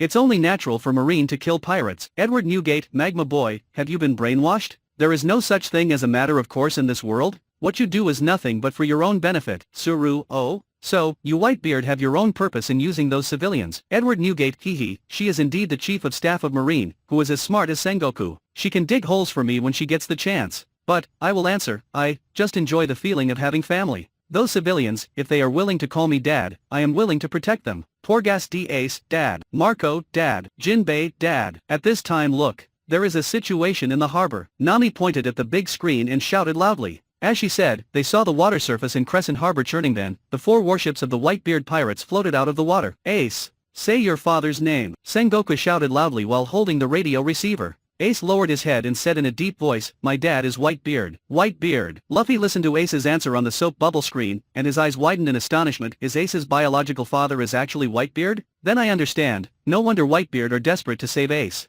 Luffy never asked Ace's life experience. He only knows that Ace is a child adopted by his grandfather Puff. Hearing Luffy murmuring in doubt, Rayleigh spewed out the wine as soon as it entered his throat. At this time, Luffy continued to talk to himself. Oh? Then if Ace call Whitebeard Dad and Garp Grandpa, does that mean Garp is Whitebeard Dad? Cough cough cough. Rayleigh is no longer can contain himself. The strong alcohol is irritating his throat, and he coughed violently. Gol D. Roger, ahaha. Whitebeard, you have to call Garp your dad. Edward Newgate, stop laughing. If you want to count like this, then you have to call Garp a dad too. Gol D. Roger, huh? Shit, Garp is taking advantage of us. Monkey D. Garp, ha ha ha. The old man didn't say anything. I let you say everything, and it's up to me, ha ha ha ha. Shiki, gee ha ha ha ha. Charlotte Linlin, mama. No. Straw Hat Kid, you made a mistake. Ace called Whitebeard Dad, that's because the Whitebeard Pirates call Whitebeard Dad. Rayleigh cleared his throat and immediately explained to Luffy. Luffy frowned, I know, but isn't Sengoku asking his biological father now? Isn't Ace answering Whitebeard? Rayleigh shook his head, no. Ace said that on purpose. He probably didn't want to admit his background. No way. Is there something wrong with Ace's background? Luffy wondered. Hey, keep watching. Sengoku should announced it soon. Rayleigh sighs and pats Luffy on the shoulder. Monkey D, Luffy, ugh, I over there don't know who Ace's father is. Sabo, don't be surprised, you over there may not even have seen my face. Porgas D. Ace, we have little contact over there. Although we recognize each other as brothers, we will not tell you this kind of thing easily. Soon, Sengoku talked Ace's life experience, and then loudly announced, your father is the Pirate King Gold Roger. Nanny. After hearing the identity of Ace, not only Luffy, but everyone opened their mouths in shock. The entire Sabayati archipelago is in an uproar. Luffy was shocked. Ace is Roger's son. Ace is the captain's son. Buggy was even more surprised from ear to ear, and he looked at Rayleigh in disbelief. Rayleigh looked at Buggy, and slightly relaxed his shoulders. Yes, I also learned this through the information of the underground world after Ace was captured. Hearing Rayleigh's confirmation, Buggy hurriedly pulled Rayleigh to a distance, and whispered, Brother Rayleigh, why don't we save him? If it was the former Buggy, there is a high probability that he would not say such a thing. But once a person has the strength, he will have the confidence to speak. And he already knows that Ace is Luffy's adopted brother, and now he also knows that Ace is the captain's son. If Luffy decides to save him, Buggy will definitely be the first to agree. I did think the idea you mentioned, but I thought it for a while and immediately drove it out of my mind. Rayleigh smiled wryly. The Roger Pirates have been disbanded for many years. Even if I want to save him, I can't do it alone. Buggy has to admit that what Rayleigh said is very realistic. At this time, on the soap bubble screen, Sengoku continued to speak. If you keep training, with your aptitude, you will eventually become the next pirate king. So getting your head here today means a lot. Even if it turns into an all-out war with the Whitebeard Pirates. With Sengoku's bold words, the morale of the entire Marine headquarters is boosted. What? Luffy's face became extremely ugly when he heard Sengoku's words. Although Ace was used as the bait to lure the Whitebeard Pirates into the bait, but when this charge was announced, Luffy was furious. If Ace is sentenced to death for committing many crimes and killing innocent people, Luffy thinks there is no problem. But at this time Sengoku declared the crime to him, just because he has the blood of Roger the Pirate King. What is this? Guilty because of the connection with Pirate King? If so, he wore the straw hat of Pirate King Roger on his head, so when he wear the straw hat, should he also be sentenced to death? Luffy stared at the scene on the screen. He looked at Ace, who was kneeling there and argued hard, and obviously didn't want to admit that he was the son of Roger, the Pirate King. This scene made the anger in his heart erupt like a volcano. Ace is unwilling to admit that he is a descendant of Roger, which is completely understandable. A person who has never seen his biological father since he was born, why should they ask him to admit it? No matter from which point of view, Ace is not wrong. Although Ace really doesn't want to be Roger's son from the bottom of his heart, but others don't let it go. Blood is guilty, how funny. And at this time, one of the 3 live screens happened to be given to the camp of General Marine. Luffy's gaze froze. He saw his grandpa on this screen. The old guy with 2 stacks of gray hair is lowering his head, quietly wiping his tears with his fingers. An old Marine next to her seems to be saying comforting words. Then, Garp looked up and burst out laughing. Although he laughed loudly, Luffy can still feel the pain in his heart even through the screen. Luffy and Ace don't have a very deep relationship, but Luffy knows that since Garp adopted Ace, he has already treated him as a grandson. Grandpa must be in pain right now. Taking a deep breath, Luffy's eye circles are a little red. Even though he is a pirate now, Grandpa is his grandpa, it is impossible for him not to care Grandpa's feelings. If Ace commits suicide, Luffy will not have any intentions to hide. But the problem is, Ace's death penalty is inexplicable, and he was used as a bait. Luffy's chest heaves deeply. I'm going to the toilet. He patted Nami on the shoulder, then stood up and left. A person came to the edge of the port alone, and found the Thousand Sunny. This high-tech ship cannot be driven by one person. Of course, Luffy didn't plan to sail the ship either. Whether it is the Thousand Sunny or the Mary, if he sail it to Marine headquarters alone, it will certainly be damaged. He entered the Thousand Sunny and found the training room for training shellfish. After taking 20 jet shells, Luffy went outside.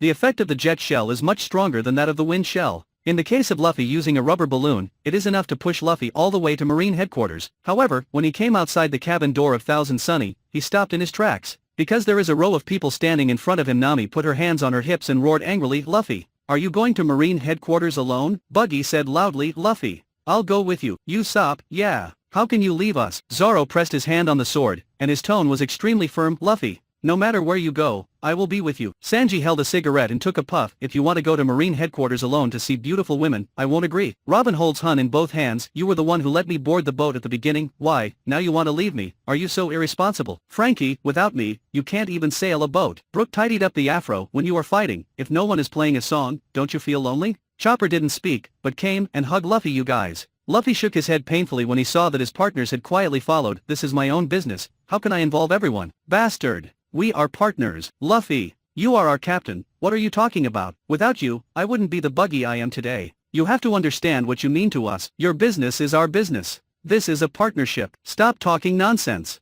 Let's go to Marine headquarters. I'm going to sail now. Chapter 147. Chapter 147. Sanji lights a cigarette on top, and the Straw Hat Pirates join in. The angry voices of the crewmates resounded in Luffy's ears. Listening to everyone's words, Luffy suddenly woke up. Yes, he seemed to be doing this for everyone's benefit, but he has already hurt everyone inadvertently. I'm the captain, but I'm also everyone's partner. Snapped. Luffy gave himself a hard blow. Damn it, I'm the one who shamed the title of partner. I'm sorry, my friends, I will never have such a stupid idea again. Now, I'm going to Marine headquarters to seek justice. You. Luffy looked up at everyone and shouted vigorously, come with me. Good. The crewmate response is extremely firm. Huh? That uncle, why are you here? Luffy suddenly saw that the uncle who was chatting with him on the top of the building had followed him, and asked suspiciously, well, can I join in the fun? Rayleigh asked with a sip of his wine and a smile. At this time, Buggy explained, Luffy, he is Pluton Rayleigh, he used to be in the Roger Pirates, and he is the deputy captain of the Roger Pirates. When they heard the name Rayleigh, they were all shocked. Rayleigh waved his hand and smiled, ahaha, that's all in the past. Now I'm just an old man in his dying years.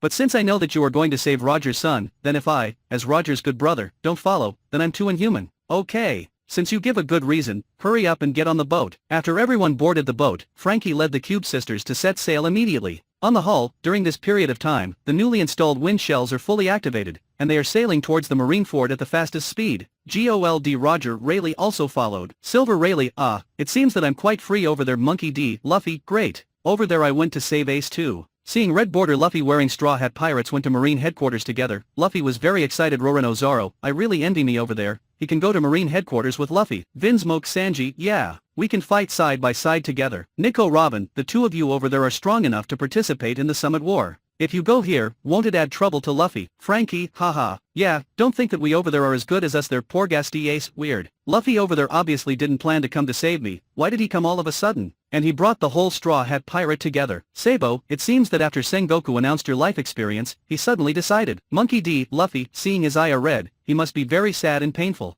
Monkey D Garp, have the face to say? Look at my grandson, he went to Marine headquarters at least because he was afraid that I would be sad. Why did you come? Monkey D, Luffy, I know now, Grandpa, I was also afraid of your sadness, so I came here. Monkey D Garp, go away. Gol D Roger, ha ha ha. Thousand Sunny galloping all the way in the cabin, the combat conference room. Luffy is holding a meeting for everyone. Now let's determine the battle plan. First of all, there is only one purpose of our trip, and that is to rescue Ace. As long as we rescue Ace, we will leave Marine headquarters as quickly as possible. As long as this goal is accomplished, Ace won't have to die, and Garp won't suffer anymore. As for the battle between Marine and the Whitebeard Pirates, Luffy is too lazy to care it. Although according to the recent situation, Luffy has a good impression of the Whitebeard Pirates, but still that sentence. He will never do anything that can harm his crewmate. Save Ace, this is a surprise attack, it's definitely not a big problem if he planned to help the Whitebeard Pirates deal with Marine, that's bullshit. Not to mention anything else, Grandpa is probably going to die of anger first. After determining the target, the next step is to determine the fighters. I can. The crewmate have a high fighting spirit. Luffy pointed to the sketch on the small blackboard and said, under the execution platform, there are Marine 3 admirals. If they are not restrained by the Whitebeard Pirates, then we must have someone to restrain them. The picture was drawn temporarily by Usopp, but it is enough to draw the current formation of Marine headquarters clearly. I'll take one, Zoro said without hesitation. I'll take one beside Kizaru, I already beat him once. Buggy pointed to Kizaru, and continued, except for the Admiral Zoro and I chose, the remaining admiral will be handed over to other. Buggy, hiss, I over there speak so bravely Shanks, haha, Buggy, you can do it. Gol D Roger, little Buggy, you have the confidence now, haha Borsalino, although it happened over there, it's really annoying to watch. Sakazuki, you are useless, can't blame others. Borsalino, woo, I'll see how you behave over there. Sakazuki, humph. No matter who comes, as long as they are pirates, I will let them kill them all. Okay then, since you need one more, I will take Kizaru. Rayleigh pointed at Kizaru, and said, Uncle, can you? Hearing that Rayleigh chose Kizaru, Luffy stared at him and asked seriously. Buggy laughed and said, Luffy, don't be fooled by his age. He is the right hand of the pirate king, Pluton Rayleigh. If he can't deal with an admiral, then Marine has already captured him. Okay. Then the assault team has been settled. 3 admirals to Zoro, Buggy, and Uncle Rayleigh. Remember, just contain them, don't hurt yourself. Leave the task of Fleet Admiral of the Marine on the execution platform and saving Ace to me. Usopp, Sanji, and Nami, as a support team, cover our assault team without interference from other guys. As soon as we rescue Ace, Nami, you will start the zipline, and everyone will return as quickly as possible. Robin and Frankie are the cover team, stay on board, when the time comes fire support, cover our retreat. Luffy quickly arranged the battle assignment. Seeing that he was not arranged, Brook asked proactively, what me? Yo ho ho ho ho and me? Chopper asked unhappy. Brook's current strength is not suitable for appearing on the battlefield. It is more appropriate to stay in the cabin and help the Cube sisters control the Thousand Sunny. Chopper, you, a ship doctor, must have the consciousness of a ship doctor. Don't think rushing to the front at all times. Stay on the ship for me. If someone is injured, you must ensure that they can be treated quickly. Luffy calmly answered both of them. Wait, what us? Lucci, Keiku, and Califa look at Luffy. This is the first time they have participated in the battle plan of the Straw Hat Pirate ship, and they feel a little excited. Oh, I called you here to tell you, because this battle is more important, and I must not let any uncertain factors arise, so I will wrong you 3 and put on sea stone handcuffs for the time being. Speaking, Luffy looks at Usopp. The trio of cleaners suddenly showed a bewildered expression. Usopp took out the sea stone handcuffs, and one of them gave them a pair. They are also very self-conscious, so they bring it for themselves. Nami, wow. Red Border Luffy is so handsome when he distributes the battle plan. Nico Robin, it is said that men are very attractive when they are serious. As expected, that is a charm that no one else can imitate. Boa Hancock, when will I over there meet Red Border Luffy Kun? Vinsmoke Sanji, if our Luffy can make a detailed battle plan before each battle, then we will be invincible. Roronoa Zoro, our Luffy, he is lucky to follow the command every time in battle. Zoro couldn't help complaining. Monkey D, Luffy, Kuzan, the Straw Hat Pirates over there, they plan for us all. Sengoku, plans can't keep up with changes. We must not be weak. We won't let them save Ace easily. Dracul my hawk, I'd love to see me fight Zoro over there. I don't know what it's like when Zoro fights me over there. Rorono Zoro, should be a fierce battle. Thinking that the self over there is already so strong, Zoro's sense of urgency is even greater. Sabayati Archipelago is not far from Marine Headquarters. Thousand Sunny sailed at the maximum speed and went all the way, and saw Marine Headquarters in less than an hour. Dive. Frankie orders from the control room. Receive. Taking advantage of the bombardment above, the Thousand Sunny came down from the water to the bottom of Crescent Harbor. Float up. Frankie ordered. But the next moment, he immediately shouted again, wait. Damn it. Which bastard froze the sea? Through the periscope, Frankie noticed the thick ice on the sea. Captain, do we need to stop? Moses sent an inquiry from the control room. No need. Luffy dismisses this idea, but looks at Zoro. It's time for you to perform again. Don't worry, I'm familiar with this. Zoro nodded, and quickly ran to the coating launch pad. Buggy shrugged his shoulders. This is in the sea, so I won't be able to assist you this time. It's okay. I can help. Last time I wanted to act, but this time I finally got the chance. Sanji smiled and chased after Zoro without any hesitation as the Sunny tried to resurface. The figures of Zoro and Sanji rushed into the seawater from different launch tubes under the impetus of a stream of air. At the moment of leaving the launch port, the circular coating device of the launch port covered Zoro's body with a layer of water film. The next moment, Sanji also came out from the launch port. Green algae head, don't miss. They saw Sanji kick Zoro and launch him. Zoro's figure is like a rocket launcher, and it shoots towards the ice above. The three swords are unsheathed in an instant. Three sword style. 3 Mito, covered with rich high-grade armament. Hacky endless blade wind rolls up from Zoro's body. At this moment, the seawater suddenly vacated, forming a channel. In that channel, the endless wind blade rolled up by Zoro violently inserted into the ice layer above. Boom. Although the ice layer is thick, it is vulnerable to Zoro's blade. At this time above the ice, the battle has entered at high time. Whitebeard Pirates and Marine have invested a lot of fighting power. Suddenly, a surface of ice exploded. A large number of pirates and Marines were blown away by the aftermath of the impact. The two sides who were fighting were taken aback by this sudden scene. What's the situation? Everyone is looking at the green hair man that suddenly appeared. Zoro looked at the ice below, suddenly frowned, and murmured, not good, not enough for our ship to come out. Without any hesitation, the black sword Shisui and the Mito Yubuzri in his hand suddenly plunged into the ice, and then quickly slash on the ice. What's the situation? Sengoku frowned as he watched the sudden change on the ice. Whitebeard is also puzzled. Who is this? What is he doing? Zoro didn't seem to see the fierce battle around, just act alone in a blink of an eye. He drew a big circle on the ice. Swipe. The 3 Mito are all in their sheaths. Then he grabs the edge of the huge circular ice cube with both hands. Hello? Does he want to lift the ice? Are you kidding? That's bigger than the ice Yozo lifted before. Who is this guy? Just as everyone was still in doubt, the muscles on Zoro's arms swelled violently. The rich armament Haki is wrapped tightly around his arms in an instant. Rise. Dash. Among the shocked gazes of countless people, the huge round ice cube was broken out abruptly when Zoro lifts up the huge ice cube. Sanji's figure rises from the seawater when the Thousand Sunny surfaced completely. Sanji, standing on the top of the Thousand Sunny, took out a cigarette and stuffed it into the corner of his mouth. Click. Sanji lights up a cigarette. Sanji took a breath with a proper expression on his face, then exhaled the smoke ring. His eyes swept across the audience. Straw Hat Pirates has come. Chapter 148. Chapter 148. Is his conquerors so terrifying? Rorono Zoro, hey, you bastard with curly eyebrows. I tried my best to break the ice layer, but you are acting there. Seeing himself open the way, and Sanji act to be a big guy as soon as he came out, Zoro was so angry that his mouth was crooked. Vinsmoke. Sanji, it's really my job to be handsome over there. But you idiot moss head, what right do you do over there to be angry? Ha ha ha. Capone Beeg, hey, that guy is so good at acting. Eustace Kid, Marine and Whitebeard Pirates are fighting fiercely, then he come and smoking a cigarette calmly in front of everyone. It really awesome. Ha ha ha. Tony Chopper, Sanji is too handsome. Usopp, make no mistake, he's just an announcer. Then it's my great Captain Usopp's turn.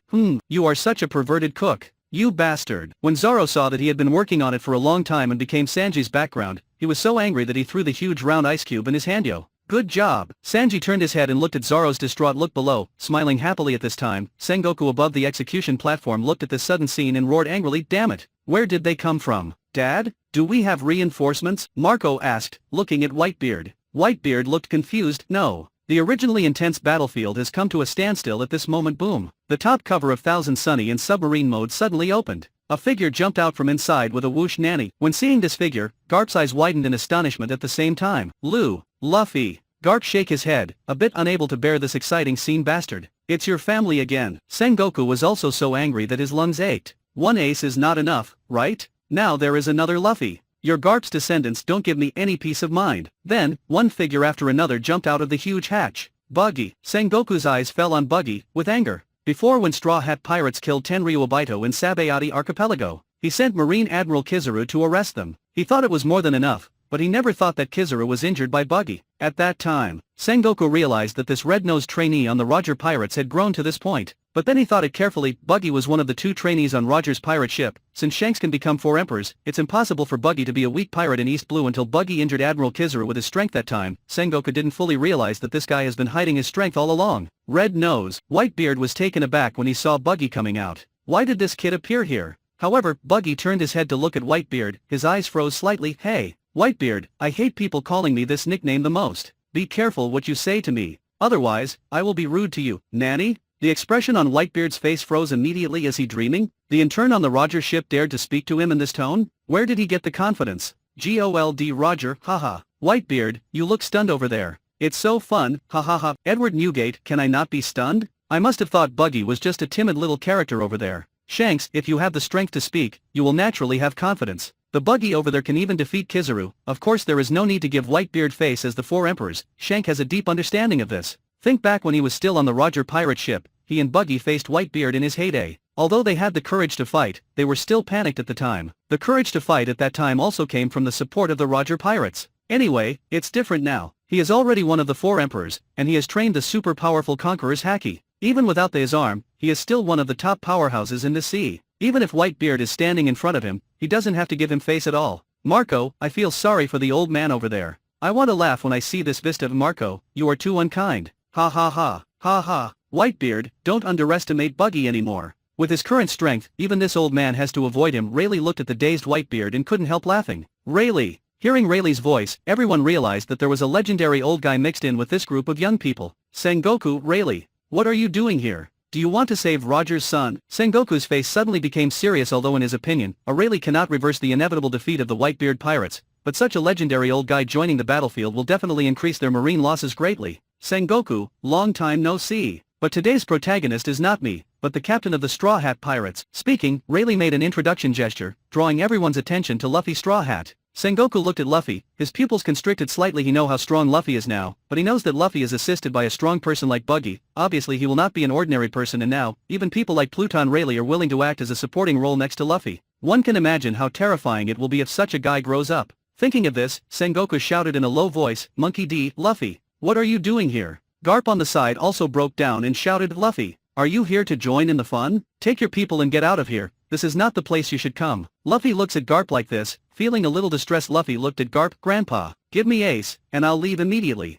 What? You want to save Ace too? Garp's eyes widened, and he yelled angrily, don't think too much. Listen to me and go back immediately. Come here, don't even think leaving. At this time, Marine Admiral Sakazuki suddenly shouted coldly. He looked at Luffy and said coldly, you are the murderers who killed the Tenryuabito. Today, I will bring you to justice. Luffy glanced at Sakazuki, but ignored him. He looked at Sengoku. Fleet Admiral Sengoku, give me Ace, we will leave immediately, we will not interfere with this war. Hearing what Luffy said, Sengoku's head suddenly became dizzy, presumptuous. Who do you think you are? When is it your turn to give orders to our marine? Luffy didn't respond to Sengoku's questioning but continued to calmly say, I've said it twice just now, and now it's the 3rd time. Give me Ace, and we'll go. What an arrogant group of people. Looking at these familiar faces, Borsalino couldn't help feeling emotional. Kuzan couldn't help but widen his eyes. Mr. Garp's grandson, none of them are ordinary people. Bastard. Who do you think you are talking to? Listen up, I will answer your question for the Fleet Admiral. Seeing that Luffy is still ordering the marine, Sakazuki is furious. We will never negotiate with pirate. You all will die here and face justice. Luffy, you and I are only brothers in name. Even if you want to save me, it's not your turn to save me.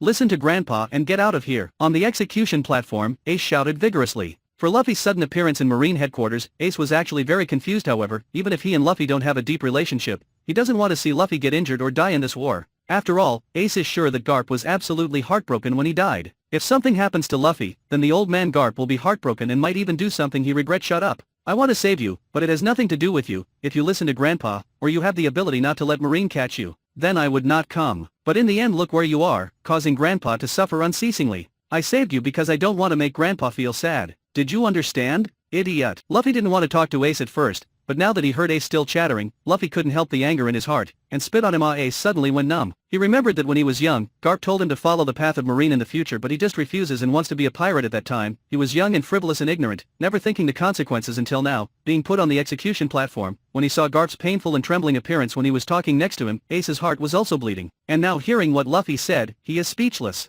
Yes, it's okay to be disobedient. but don't let the consequences of your disobedience hurt others so much people who love you. Looking at the crazy Garp next to him, Ace's eyes turned red. He plopped and kowtowed to Garp. Grandpa, I'm sorry. Garp suppressed the tears in his eyes, clenched his fists, and shouted, what are you doing? Get up for me. If today is your death day, give me a dignified look. If today is not your death date, then give me a good way to get rid of your stinking habit of not listening to me. Hearing this, Ace looked up blankly. Grandpa, do I still have a chance to change? I don't know. You have to ask the person who wants to save you this. Garp gritted his teeth, resisting the pain in his heart. At this time, Sengoku said in a deep voice, no chance. Ace, you must die today. The most evil blood in the world flowing through you must be executed. Ha ha ha ha. Hearty laughter suddenly resounded over the entire Crescent Harbor because of the blood flowing on his body. He need to be executed. Ha ha ha ha. Fleet Admiral Sengoku. In this war, you use Ace as bait to catch the big fish of the Whitebeard Pirates. What a plan. I don't care how you want to deal with the Whitebeard Pirates, but you took Ace's life to fulfill the purpose of your marine and the world's government, and then left my grandfather sad and miserable. Sorry,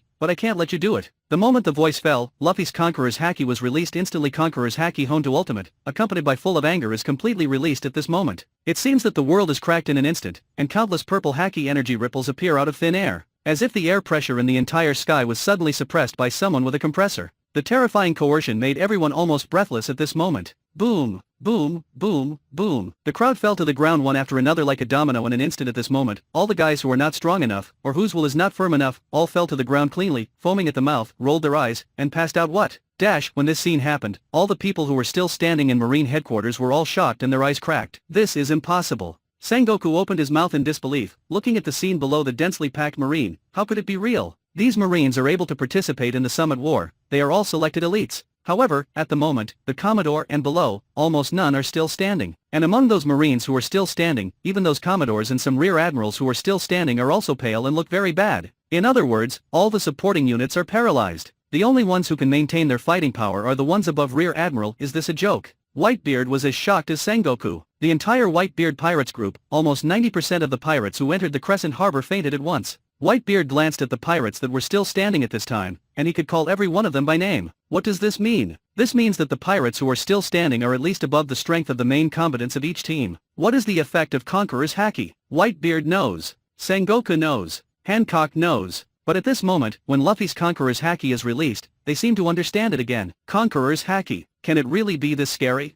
Chapter 149. Chapter 149. Nika form. Sengoku panicked. Nanny? When the scene of Luffy releasing Conqueror's Haki appeared on the screen, the chat room fell silent. Conqueror's Haki is scary. But such a strong Conqueror's Haki, it's just terrible. Eustace Kid, Conqueror's Haki. Can it really be this strong? As the owner of Conqueror's Haki, Kid has always had his eyes high. After all, having Conqueror's Haki means having the qualifications of a king. However, when he saw the Conqueror's Haki released by Red Border Luffy at this time, he was completely dumbfounded. Is this still Conqueror's Haki? Kid is sure that his Conqueror's Haki can deter ordinary pirates and marines, but for those marine officers whose strength has reached the elite level, his Conqueror's Haki has almost negligible deterrent effect. However, under the full release of Red Border Luffy's Conqueror's Haki, the entire Marine Commodore with numerous Marines elites was almost wiped out, and there were only a few outstanding ones who were ready to fight. Even the Submarine Rear Admiral was knockout compared with Luffy's Conqueror's Haki. Kid was ashamed to find that he had no face to call himself an owner of Conqueror's Haki. Sengoku, no. Impossible. How is it possible for Conqueror's Haki to do this? Tsuru, even Marine Rear Admiral got stunned. It's unbelievable. Rents, no way? Even me over there, under this Conqueror's Haki, turned a little pale. Momonga, it's not just you, we seem to be affected too. Although it's not obvious. Dalmatian, damn it.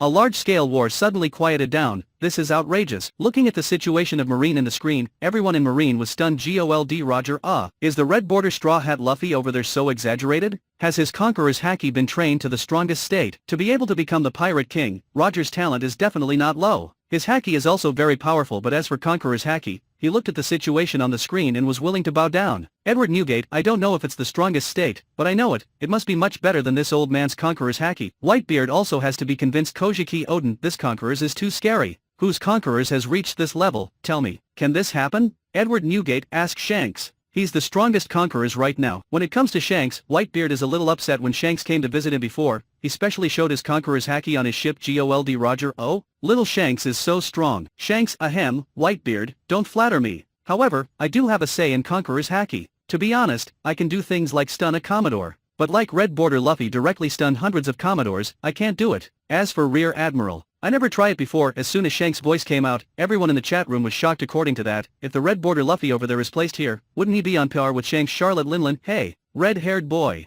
You are most familiar with Conqueror's training, is the strongest state like this. Seeing Luffy's talent, Charlotte Linlin is getting more and more greedy now. This gifted gene must get it. Shanks, no. You're wrong. Conqueror's haki is fundamentally different from the other two kinds of haki. The other two kinds of haki have limits, but Conqueror's haki has no limits. Don Quixote da Flamingo, Phew Furfur. Is it so outrageous? Shanks, you also have Conqueror's haki. You should know that this kind of haki cannot be obtained through practice. According to my experience, Conqueror's haki is like a benchmark. When it awakens on you, it is to set a height for you. When your courage, will, ability and other factors reach this height, this benchmark will be raised to another level, and a new height will be set for you. Theoretically, it is unlimited. Kaido, so it's like this. Redhead, I've always felt this way what you said, but I can't put it into words. I didn't realize it until I heard you say that. The many battlefields of Marineford, which were originally extremely anxious, fell into a silence after a short moment. All the people who can still stand, at this moment all stare with dumbfounded eyes. Damn it. Is this Conqueror's haki? Sakazuki scanned the audience in disbelief, then fixed his gaze on Luffy. Kyuzen took a deep breath, his pupils suddenly constricted. Even if he is a descendant of Garp, this qualification is too much. The corner of Borsalino's mouth twitched slightly. Marco fell from the sky and landed beside Whitebeard. It's not good, old man. We are seriously short of people who can continue to fight. Whitebeard narrowed his eyes slightly, stared at the front, and said lightly, don't panic. Marine is the same, and, although they can't be counted as part of our group, at least their goal is the same as ours now. You immediately inform everyone that the commander should follow me to battle but the other should rescue those who fall. Calmly observing the situation on the battlefield, calmly analyzing, okay. Marco didn't hesitate, and immediately started notifying his father of his order, attack. Dash. At this moment, Luffy's order was like a thunderclap, and there was an explosion in Crescent Harbor. The moment the voice fell, Luffy's figure shot out like an arrow from the string. Next Zoro, Buggy, and Rayleigh followed closely. Let's go.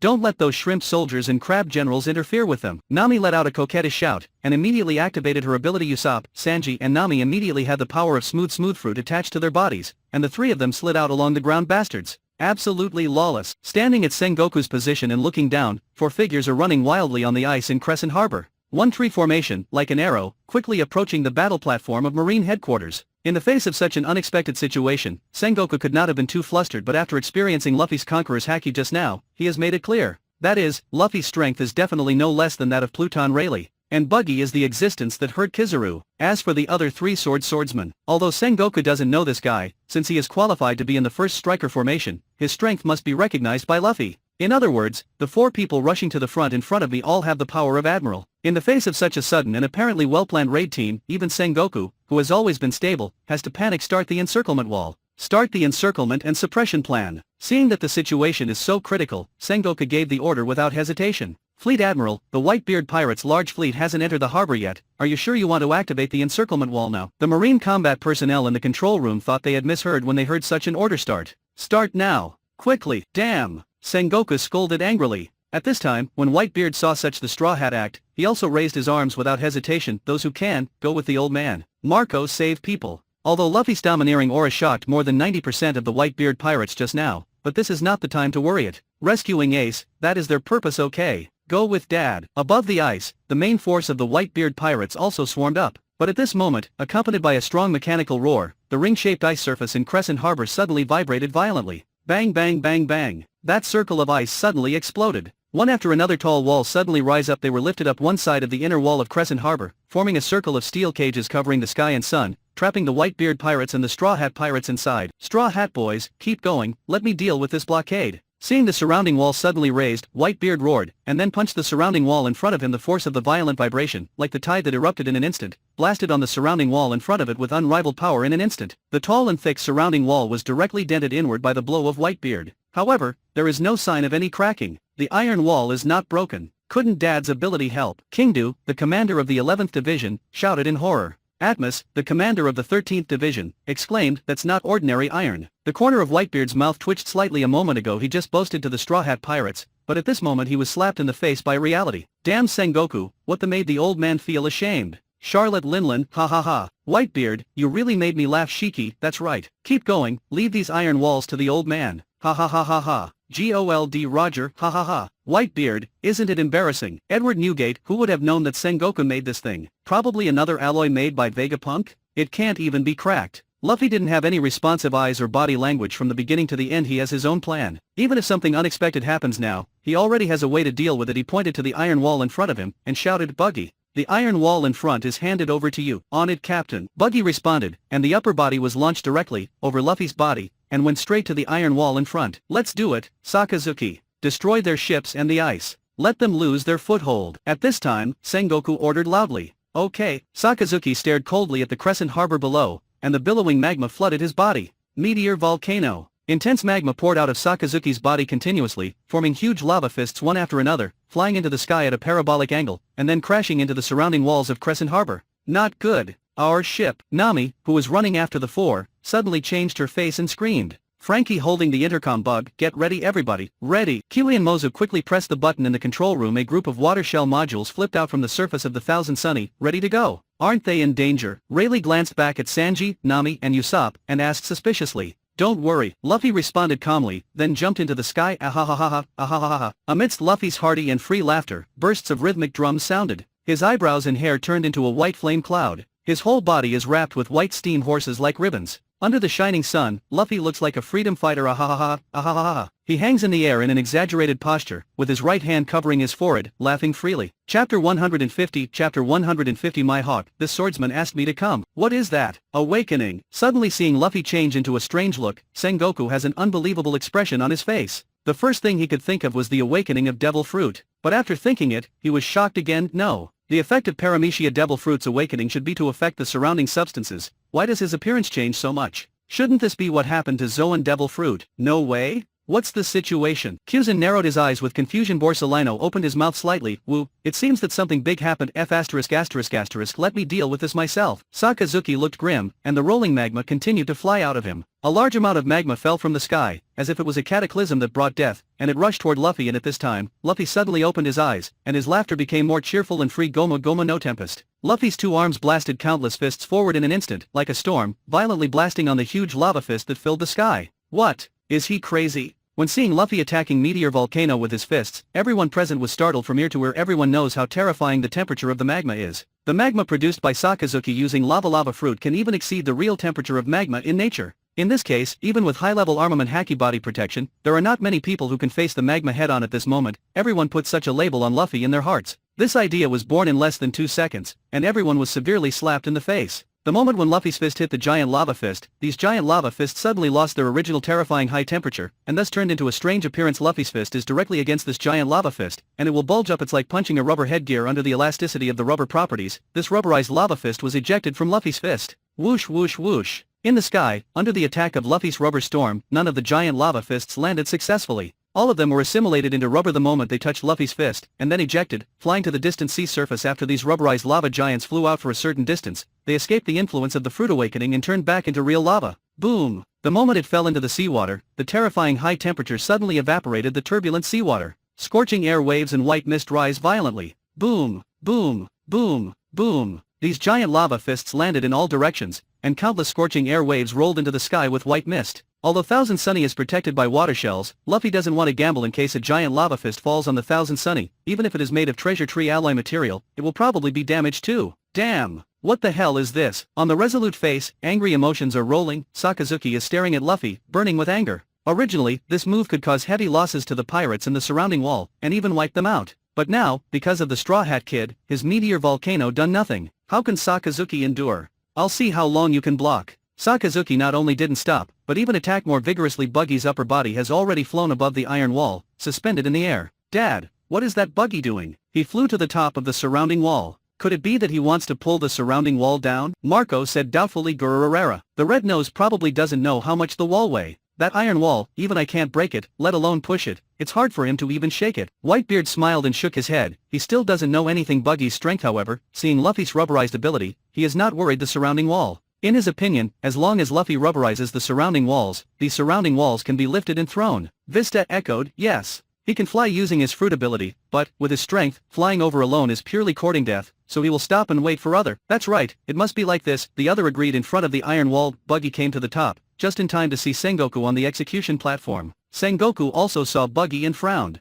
He knows that Buggy ability due to Kizaru, but he only knows that Kizaru was stabbed by Buggy's sword, and he didn't ask the process. So naturally he don't know that Buggy's fruit has awakened suddenly, Sengoku said in a cold voice. Buggy? What do you want? Don't think that because you have the strength to deal with Kizaru, then you can defeat this surrounding wall. No matter how strong your strength is, you can't match the powerful marine organization. Oh, Buggy's eyes are sharp, and the corners of his mouth curled up in a playful arc. Then let me open your eyes today. Speaking, Buggy's hands flew out to the sides below, his left hand touched one surrounding wall, and his right hand touched the other surrounding wall. The high-tech special steel with a height of tens of meters and a thickness of several meters on both sides instantly scattered into countless fine sand grains. What? Whether it's the marine side or the Whitebeard pirate side, everyone is stunned in place. They all opened their mouths wide, and their eyeballs protruded in shock. Can't believe what they are seeing. This is impossible. In the distance, Borsalino rubbed his forehead with his hand. Seeing Buggy appearing above the surrounding wall just now, he realized what Buggy was going to do. Sure enough, Buggy did not disappoint him. Damn, what did you do? Sengoku looked at Buggy dumbfounded, and roared in horror. No big deal, just to open your eyes. Buggy smiled slightly, then turned to look at Whitebeard behind him, and then said, by the way, let Whitebeard open his eyes too. It's just an iron wall, I can easily deal with it. Buggy remembers it. When he came out just now, Whitebeard called him Red Nose in a very casual manner. Now, what Whitebeard can't do, Buggy can easily do. Whitebeard's mouth twitches slightly. The kid next to Shank has really become a strong man. Buggy, that iron wall, get me some to eat. Frankie stands on the Thousand Sunny, shouting toward Buggy. Okay, just open your mouth. Get as much as you want. Buggy activated the fruit ability. The two surrounding walls that he had split into sand grains soared into the sky, forming a dense swarm of bees in the air, and quickly came to Frankie. Frankie opened his mouth wide and laughed loudly. Come on. A large number of crumbs surrounding the wall are like a duck feeding style, and they gurgled into Frankie's mouth. You should eat these too. Buggy's two palms are flying quickly along the top of the surrounding wall, touching one piece of the surrounding wall under his control. These surrounding walls were all shattered into fine gravel, surging towards Frankie incessantly. Frankie never refused, so he simply sat down against the pole of the watchtower, crossed his legs, put his hands behind his head, and opened his mouth to work. Nanny?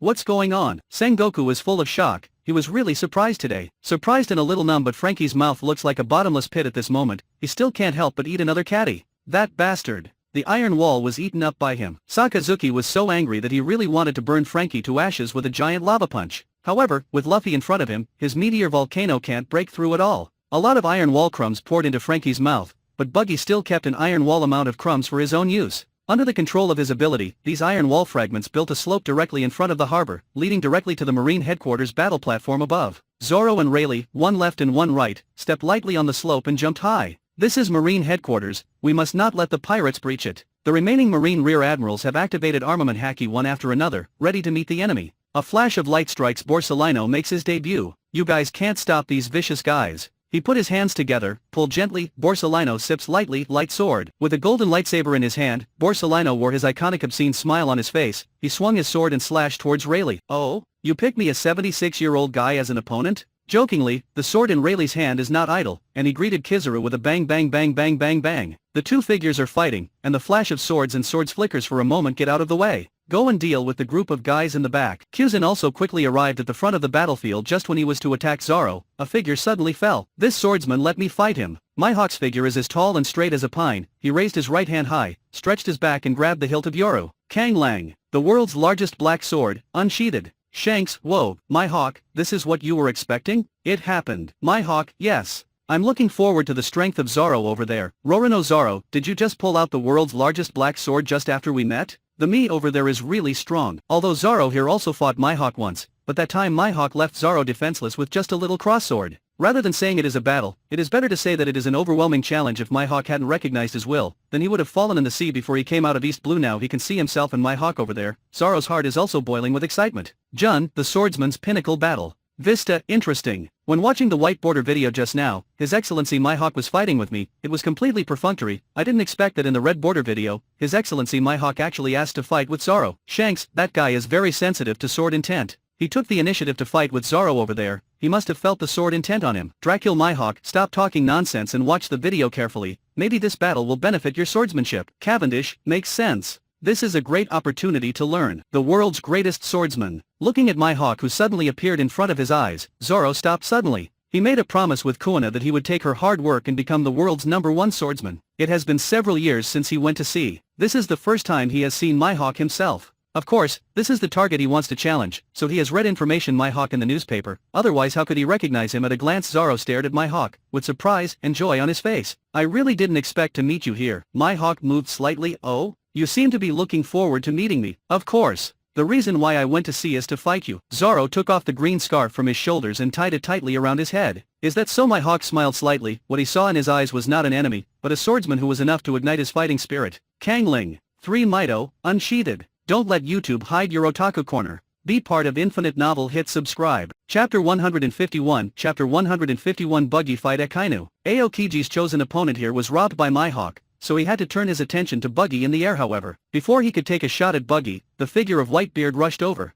Frozen boy. This old man will be your opponent. Whitebeard came to the front, without saying a word. He attacked Aokiji. Are you actually asking me to deal with the protagonist? Aokiji frowned, and immediately parried the attack quick. Now, kill Admiral, let them taste our power. Kill! Behind Whitebeard, the commander of the Whitebeard Pirate Division and the captains of the big fleet swarmed up. Don't be presumptuous here. Your opponent is us. Marine Vice Admirals came from the rear, with full firepower, directly joined the battlefield. Phew fur. We can't be idle. Doflamingo steps on Sky Island and joins the battlefield. Subsequently, 3 Shishibukai, Moria, Bartholomew Kuma, and Hancock also joined the battlefield. The war has reached a fever pitch in an instant. In the sky, Buggy's body, except for 2 feet, has been gathered together and one of his feet was also guarded by Usopp and put in the bag. In this way, Buggy can start air combat without any worries. The pirates below have all rushed to the battle platform, so the slope built by the iron wall fragments is no longer needed. Buggy pointed at the sky with his hand, and the slope instantly shattered into countless fine sand particles, all of which flew into the sky, and some of them instantly formed a 40-meter-long machete.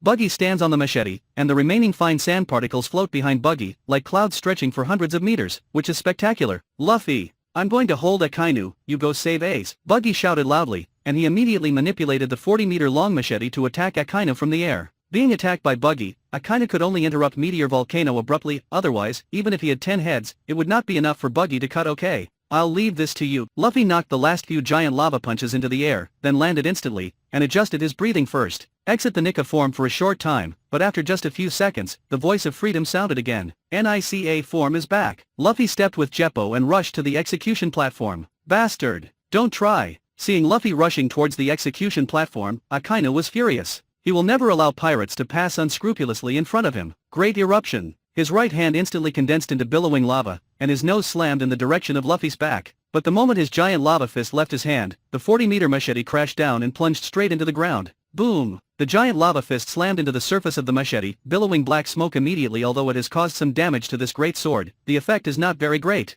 Ha! The material of this iron wall is really good. I can use it to deal with your lava. Seeing how durable the machete made of iron wall particles is, Buggy is very satisfied. When Sengoku on the execution platform saw the scene, his mouth was crooked. Those iron walls were built with huge sums of money. Vegapunk provides the latest alloy technology, which makes these iron walls so strong and tough. But he never imagined that the iron wall that he spent so much money and manpower to build could not stop the pirates. Gold Roger, haha. Sengoku, look at your expression over there, haha. Charlotte Linlin, pft. Mamamema, Edward Newgate. There are so many iron walls, it is estimated that at least tens of billions of funds have been spent, but the effect has not been as expected, and they have been eaten away. I feel sorry for Sengoku, Gururara. Shiki, the main thing is that Buggy used the wall to attack the admiral. This is the most uncomfortable thing for him. Jahahaha. Sengoku, shut up you idiots. That's the situation over there. I will never let that happen on my side. Buggy, old man Sengoku, don't be arrogant. After my fruit awakens, I will come and get the iron wall for myself. Sakazuki, asshole. Do you think Marine Headquarters is a place you can come to whenever you want? As long as you dare to come, I will capture you. Shanks. Whether you can survive the summit war is not sure.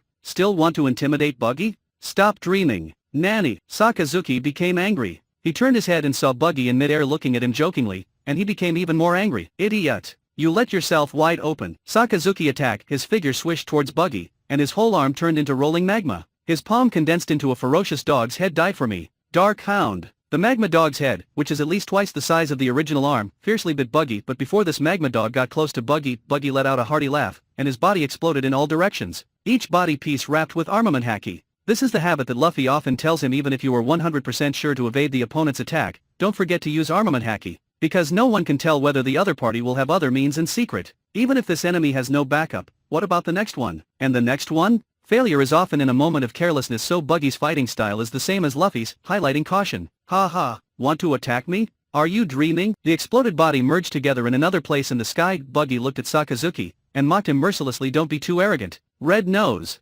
First the attack was blocked by Buggy, and now his own attack has no effect on Buggy. Sakazuki is furious. Magma cloak waterfall. His hands grabbed the magma-shaped cloak behind him, and then he threw it in the direction of Buggy. The magma cloak is like being splashed on Buggy like a waterfall. This move has limited damage, but the range is extremely wide. However, in this kind of one-on-one battle, once injured, you will soon fall into a disadvantage. Buggy sees this, his left and right hands are like pulling a curtain, they come together from left to right. Those particles of the iron wall floating behind him flew in an instant, and then formed a large hemispherical bowl in front of him in an instant. Buggy hid in the large bowl, pressed his palm on the large bowl, and wrapped armament on the large bowl. The magma splashed over, under the double defense of the iron wall and armament haki. The magma waterfall failed to cause any damage to the big bowl at the same time. The 40-meter machete that was originally inserted on the ground was pulled out from the ground with a whoosh, and immediately get behind Sakazuki. Brush! Sakazuki immediately cut in half and fell to the ground from the air. Bastard. Call me Red Nose again. I dare you to. Buggy was offended, he clapped his hands. The 40-meter machete suddenly split into nearly 100 small swords.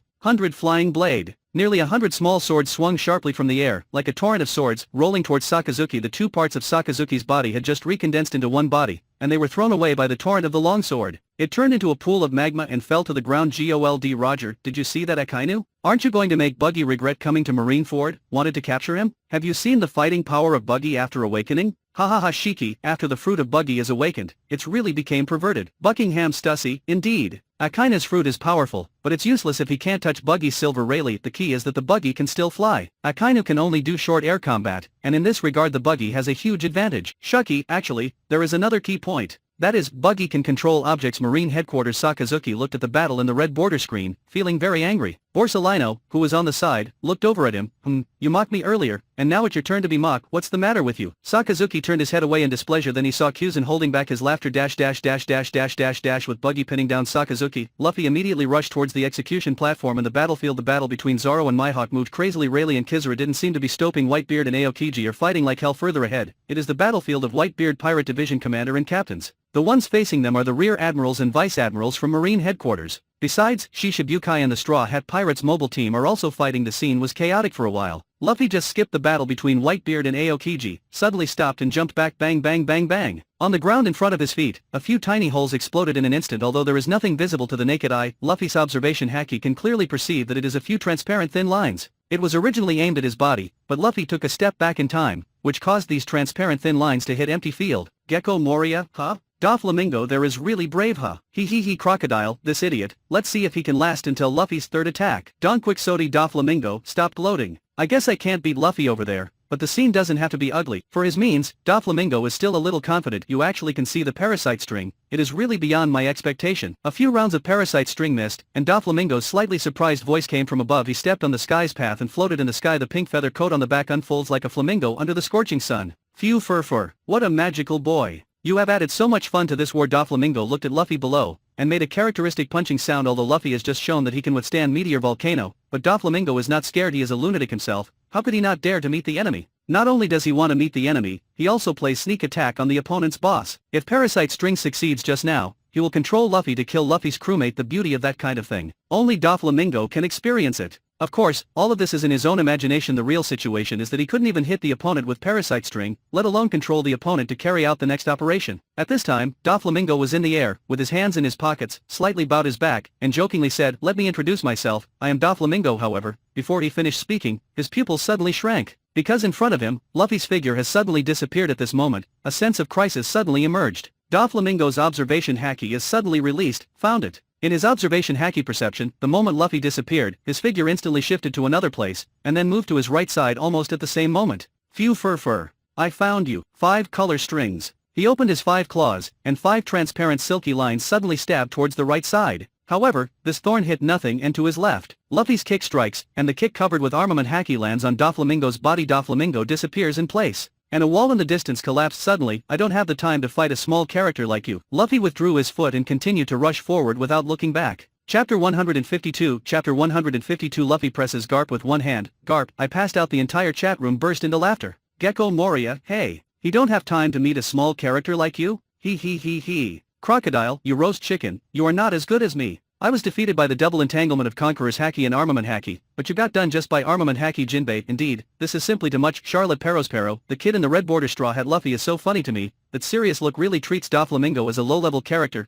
Charlotte Katakuri. Otherwise, what role does the Joker guy want to be in front of Red Luffy? Gol D. Roger, ha. From the perspective of combat effectiveness, this pink boy is really not worthy of the Red Luffy to take a second look. Don Quixote. Doflamingo, what a joke. From what I know myself, that can't be my real body. Of course he know myself best. Doflamingo thinks that he will not be so stupid that he has seen the fighting power of Red Luffy, and he will continue to fight with his own body. Luffy kicks Doflamingo away, and then continues to rush forward suddenly. Observation Haki immediately sensed a powerful attack coming from behind. He turned around and saw a huge long whip formed by twisting countless thin threads crashing down from the sky. On the long whip, wrapped around the rich armament Haki, Luffy didn't dodge. Instead, he raised his hand and directly grabbed the long whip. Under the assimilation of Nika's form, this long whip was immediately assimilated into rubber, thus losing its power. Nanny. Above the sky, Doflamingo's eyes widened. He just used a clone made of Shadow Knight to deal with Luffy. When Luffy thought he was defeated, Doflamingo's real body attacked Luffy from behind. But he never expected that his cautious sneak attack would be easily resolved by the other party. Damn. I underestimated you. Without the slightest hesitation, Doflamingo immediately released the end of the long whip in his hand, stepping on the sky's path. He wanted to move position, not wanting to expose himself to Luffy's gaze.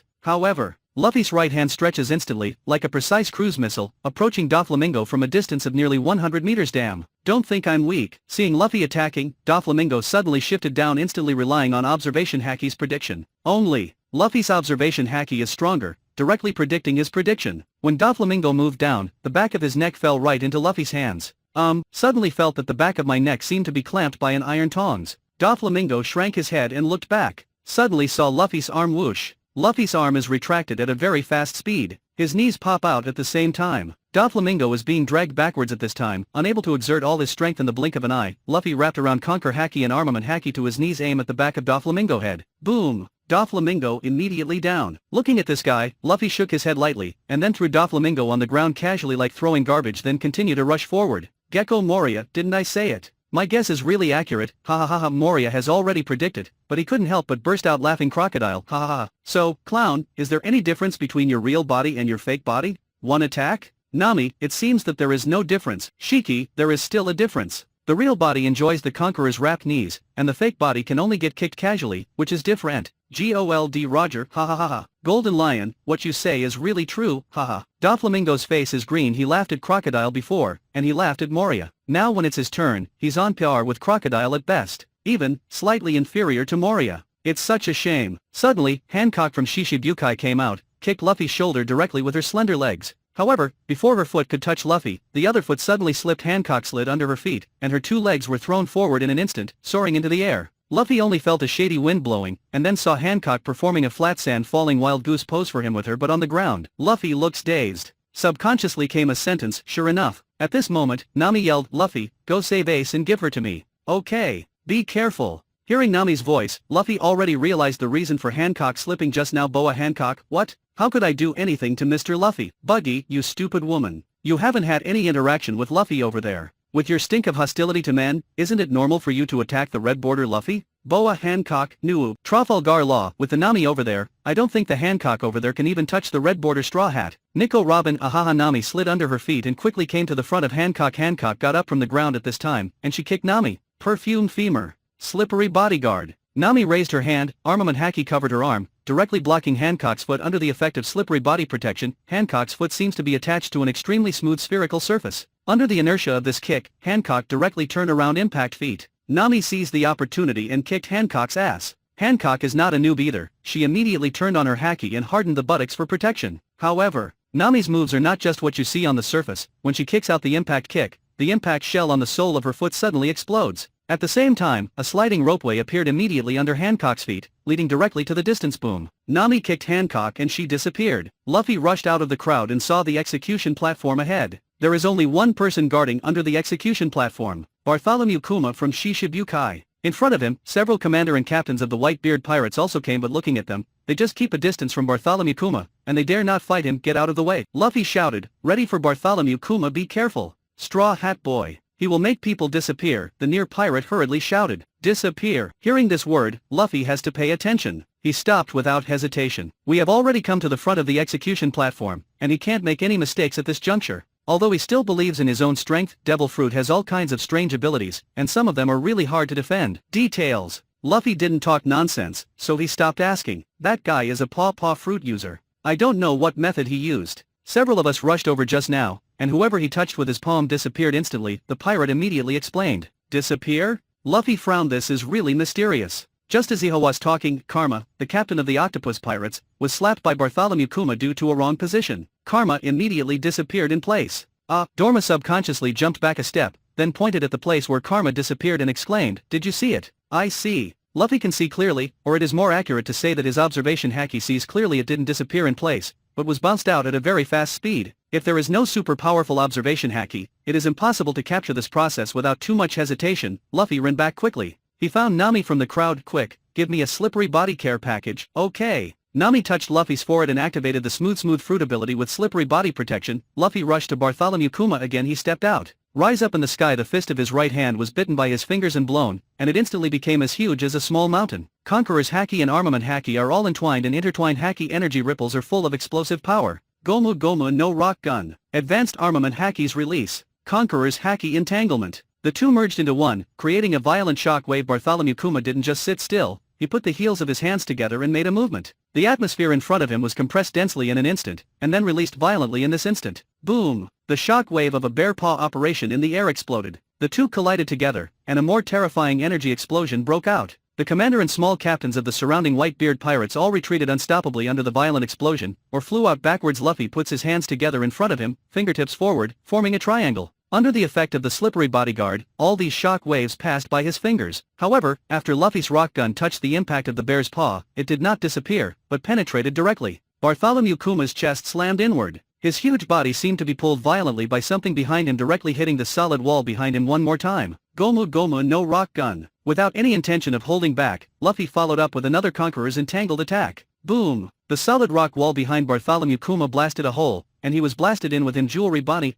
Damn red border. Luffy did not hold back. Capone Big, you girl with a big stomach, did you lose your mind all of a sudden? Nami, yeah. Why should red border Luffy hold back all of a sudden? Nico Robin, does she have anything to do with that Bartholomew Kuma? Monkey D. Luffy, but the red border Luffy is over there. Even if he can't spare him, you shouldn't overdo it. Jewelry Bonnie, even if red border Luffy over there that did it, I will never forgive the Luffy here. Monkey D. Luffy, Nico Robin, ahaha. Rorono Zoro, stupid. Don't make stuff up. Do you have any reason why Luffy should hold back? Jewelry Bonnie, swordsman, I will never forgive you. Win. The Straw Hat Boys won. Seeing that Bartholomew Kuma was directly punched into the wall, the commander and small captains of the Whitebeard pirates shouted excitedly. Luffy didn't have time to talk to them at this moment. Both hands stretched out in an instant, grabbing the edge of the execution platform above. Whoosh! Arm shrinks, Luffy bounces up at once. As soon as he landed on the execution platform, Luffy saw Garp's big face in front of him. Bastard! This is not the place for you. Garp clenched his fists, and yelled at Luffy angrily. Oh, but I'm here. Luffy sticks out his tongue at Garp. Suddenly stunned by Luffy's sudden funny action, Garp was taken aback. How can Luffy not know what Garp thinks? He can't guarantee anything else, but he can absolutely guarantee that Garp absolutely hopes that Luffy can save Ace. Ha ha. It's hard for you to stay here, let me help you. Luffy's palm suddenly enlarged, grabbed Garp's big face, then stretched out his arm, and pressed it directly to down. Boom. Luffy's arm retracted, leaving only Garp with a dazed face.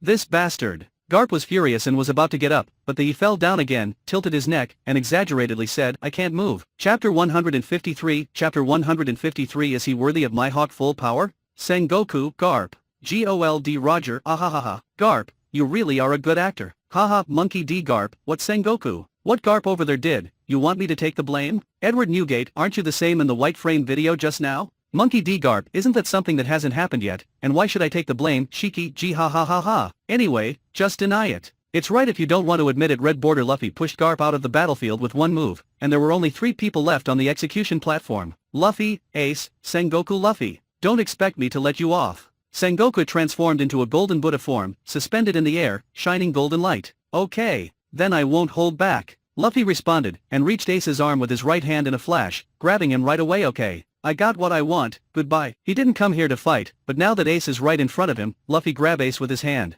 As for the sea stone handcuffs, he doesn't care. Nanny. Sengoku saw that Luffy had already grabbed Ace and jumped out of the execution platform. Nami, ahahaha. The red border Luffy over there is so funny. Trafalgar Law, but what he said is true. His true purpose is just to save Ace. Why fight? Gold Roger. Sengoku was so confused. Hahaha. Shiki, G ha ha ha ha. Anyway, he couldn't have killed Luffy or Ace with his own hands, so I guess he's secretly happy now. Edward Newgate, that's right. Only that idiot Magma Kid would really want to kill Garp's grandson. Sakazuki, humph. As long as the cloak of justice behind me is still blowing, pirates will never escape from me alive. Gold Roger, but you also fail, getting held back by Luffy. Ha ha ha. Sakazuki, don't take what happened there to hear. Buggy over here, I will kill him before he awakens. Buggy, huh. You think I'm weak? With the previous reward, I'm even more stronger now. In the past, if Sakazuki spoke, Buggy wouldn't dare argue, but now he has dead Bone Pulse by his side, and knows the direction of his own training. Buggy can be said to be full of confidence now. Luffy quickly left the execution platform, looked at the crowd fighting below, and shouted, "Usopp,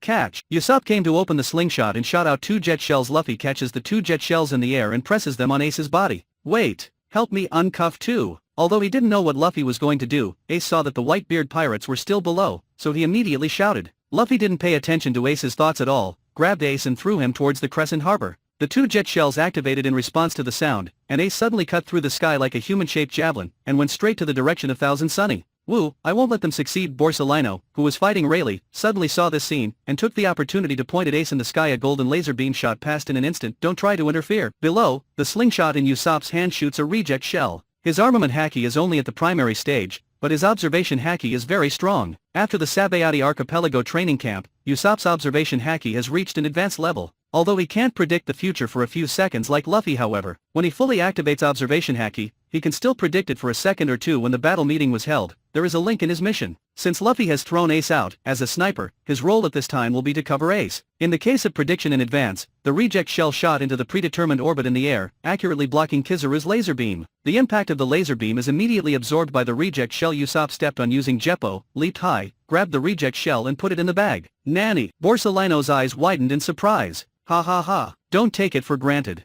In the battle before coming here, the Straw Hat Boy has already planned everything, including your long-range attack that may appear." One Rayleigh laughed, the sword in his hand slashed mercilessly. Ace's figure approached the Thousand Sunny in an instant, and he was to crash into the solid shell of the Thousand Sunny. CN Fleur Wing. Robin activated her ability in time, and a large number of arms appeared behind Ace, quickly forming 2 huge wings. The wings spread out, like a parachute, which immediately slowed down Ace's speed, and slowly landed with Ace. Frankie reached out and picked up one of Ace's legs, opened the hatch, and shouted to the inside, "Chopper, are you ready?" "Okay, I'm ready." Chopper responded immediately. After hearing Chopper's response, Frankie threw Ace in the sky. Luffy stopped immediately after throwing Ace, and turned his head to look at Sengoku, who was chasing him. "Ace has been rescued, so I will take my friends and leave. You can continue your war." Luffy's tone is very calm, as if discussing with Sengoku, but the more Sengoku hear this tone, the more angry Sengoku is. "Are you kidding me? What do you think Marine headquarters is? Ace, I can't let you take him away." Although the live broadcast was closed when the siege wall was activated, the first half of this war has been broadcast live all over the world.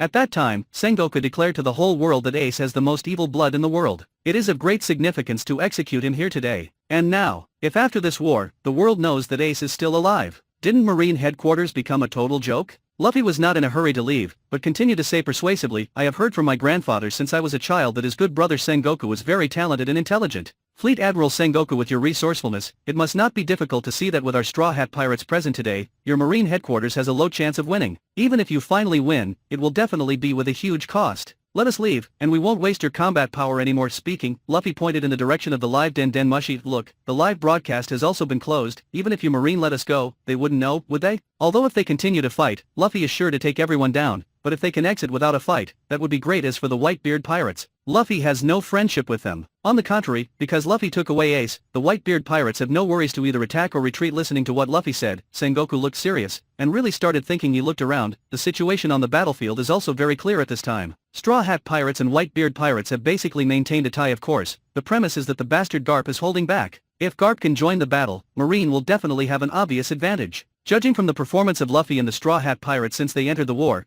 they really have only one goal, and that is to save Ace. And even if Luffy released Conqueror's haki, he didn't deliberately target Marine, but Marine and Pirates too, given the message, that is, the Straw Hat Pirates are not here to help anyone. They are only here to achieve their own goals. At this time, if Marine holds on to the Straw Hat Pirates, the final result will be to own the Straw Hat Pirates that happen to be in the same camp as the Whitebeard Pirates. After all, Sengoku is not holding on the extreme justice like Akainu. He will consider the lives of Marine soldiers. He will also consider the consumption of Marine strength caused by the war. After all, war is not a one-time deal. If after this war, Marine becomes too weak, then either the Revolutionary Army or other ambitious big pirates will want to take advantage. At this time, since Luffy offered such a suggestion, Sengoku had to think carefully. Poor Gas D Ace, don't. If the Straw Hat Pirates over there are really gone, what will happen to the Whitebeard Pirates? What will Dad do? Edward Newgate Gurarara. Ace, take it easy. Although it's over there, I don't think there's anything wrong with the Straw Hat Kid's decision. Marco, yes. Without them, our Whitebeard Pirates would have fought against Marine. Now the Straw Hat Boy over there has rescued you, which is already a great help to us over there. Vista, haha. With no worries, we can fight and retreat without being held back by Marine now. Squad, the most important thing is that our large fleet over there has not yet entered the harbor, and Sengoku's strategy has not yet been used. Dad was not stabbed by me over there, and everything is still in place. Sakazuki, hee hee. The pirates here are all the same. As soon as they reach the goal, they run away with their tails between their legs. Shiki, you idiot. If you don't leave after reaching your goal, you are mentally retarded. Just when Sengoku was to make a decision, suddenly, the faces of all the people on the battlefield changed slightly. Everyone subconsciously looked in the same direction. Marine headquarters battle platform on the right side. On the ground, on the walls, on the fortifications. The incomparably deep cut marks one after another, as if engraved on it. The dense traces on the ground also tell how fierce the swordsman battle was. As for the original Marine soldiers on this battle platform, when the Straw Hat Pirates launched their offensive, they had already been fiddled together by nearly 10 giant vice admirals, and then they were huddled to a safe place. The same is true for other areas. Before the Straw Hat Pirates entered the battle platform, the busiest one was the giant vice admiral. They acted as porters. Although there are still some Marine soldiers who are missing in the fortifications, the Marine soldiers who got mixed up outside are basically all transferred to the rear, a rare opponent. Mihawk looked at Zoro in front of him, his pupils narrowed slightly, and a cheerful excitement appeared on his face. Next, show your true skills. Because, I'm going to do my best. Excited emotions are coming out of Mihawk, leaking killing intent. It is precisely because of this rising sword intent that all the others subconsciously cast their eyes on it. Nanny? This is. Feeling the sharp sword intent from Mihawk, Borsalino showed surprise on his face. No way. Kuzan was obviously surprised too. This sword intent. Vice Admiral's Jun's beautiful eyes narrowed slightly, exclaimed, he's going to go all out. Vice Admiral Strawberry said in shock, that kid actually has such strength, he can be on par with Mihawk. Damn. He's only that age. Vice Admiral Momonga looked shocked. This war, except for the dead crocodile and the captured Jinbei, the rest of the Shishibukai gathered at Marine headquarters. But everyone knows that Shishibukai is on the same side as Marine. But at most they just come to suppress the scene, and then contribute a little bit to share part of the pressure of the little pirates for the Marine. The guys who can become Shishibukai, none of them will be stupid enough to do their best for the Marine matter. Especially this guy Mihawk. Everyone knows that he always does his own way, even Marine can't restrain him. For a person like him, the Summit War is at best just for entertainment. But what they never expected is that this guy is going to attack with all his strength now. Everyone is shocked. Their eyes also shifted from Mihawk to the young swordsman opposite. This ordinary-looking young man, he is actually worthy of the world's greatest swordsman? Chapter 154. Chapter 154. The sword intent collided, and the sky split. Shanks, exiting time is coming. Dracule Mihawk. Sure enough, Zoro's talent is visible to the naked eye. In East Blue back then, based on Zoro's words, Mihawk concluded that Zoro would have a bright future. Judging from the red border video now, his judgment is true. Killer, is Zoro over there already this strong? Jun, even Mihawk going to attack with all his strength? That must be a full recognition of his swordsmanship. Vista, yeah, that kid is still so young, his achievements in the future must be even more exaggerated. Kurigana Island. The me over there not only made Mihawk take the initiative to fight, but also forced Mihawk to go all out. Zoro looked at the red border screen excitedly at this time. He stared intently, for fear of missing any detail. For others, this battle may just be a fun to watch, but for Zoro himself, this is definitely a teaching moment not to be missed. Is there anything more suitable than learning your own swordsmanship? Back to the red border screen. Okay. Since the world's #1 swordsman has spoken, then I too will use all my strength to fight to the fullest. Zoro's swordsmanship has been greatly improved in sparring with Luffy again and again. Combined with armament haki and observation haki, this forces his sword skills to become even stronger. Actually, in the battle just now, Zoro didn't have any advantage, but he didn't feel discouraged at all. Fighting with this kind of real swordsman is the most helpful for his swordsmanship growth. Mihawk opened his mouth in a deep voice. The title is just an honor temporarily placed to me. I am looking forward to someone coming to take it away. But you, who have already achieved such a powerful swordsmanship at such an age, if you compared it to me at the same age, you are indeed the stronger one. Hiss. When Mihawk said such words, the entire chat room was filled with gasps. X Drake, stronger than Mihawk at the same age. Charlotte Smoothie, it's an outrageously high evaluation from the world's strongest swordman. Jun, stronger than Mihawk. Shanks, hey, Mihawk, are you kidding me? You never said that to me before. Dracule Mihawk in the duel with the swordsman. If I say that, it must be what I really think. Hearing Mihawk's personal assessment, the hearts of viewers were shocked again. The talent of that green algae-headed young man is really no less than Mihawk. Young man, I haven't asked you for your name yet. Mihawk holds the sword with one hand, taking his stance. Rorano Zoro. Zoro said real name loudly. It's strange to see that when Zoro was talking, the hilt of the Wado Ikimanji seemed to be embedded in his teeth, and it didn't move at all, without any signs of falling. Dracule Mihawk. Although his name is well known in the world of swordsmen, Mihawk still announced his name. This is recognition, this is also respect. The moment the voice fell, Mihawk pulled his right hand back, and at the same time held his left hand on the handle of the sword. He holds the sword with both hands at the same time, and pulls the handle to the right side of his cheek. He thought to himself, this trip to Marine headquarters came at the right time. For a great swordsman like him, winning or losing a battle is no longer what he pursues. What he pursues is to explore the way of swordsmanship. Everyone knows that Mihawk's swordsmanship is already the pinnacle of this world. But only when standing on top of the peak can you experience the loneliness. One's own swordsmanship has been honed to ultimate, and it is impossible to continue to improve,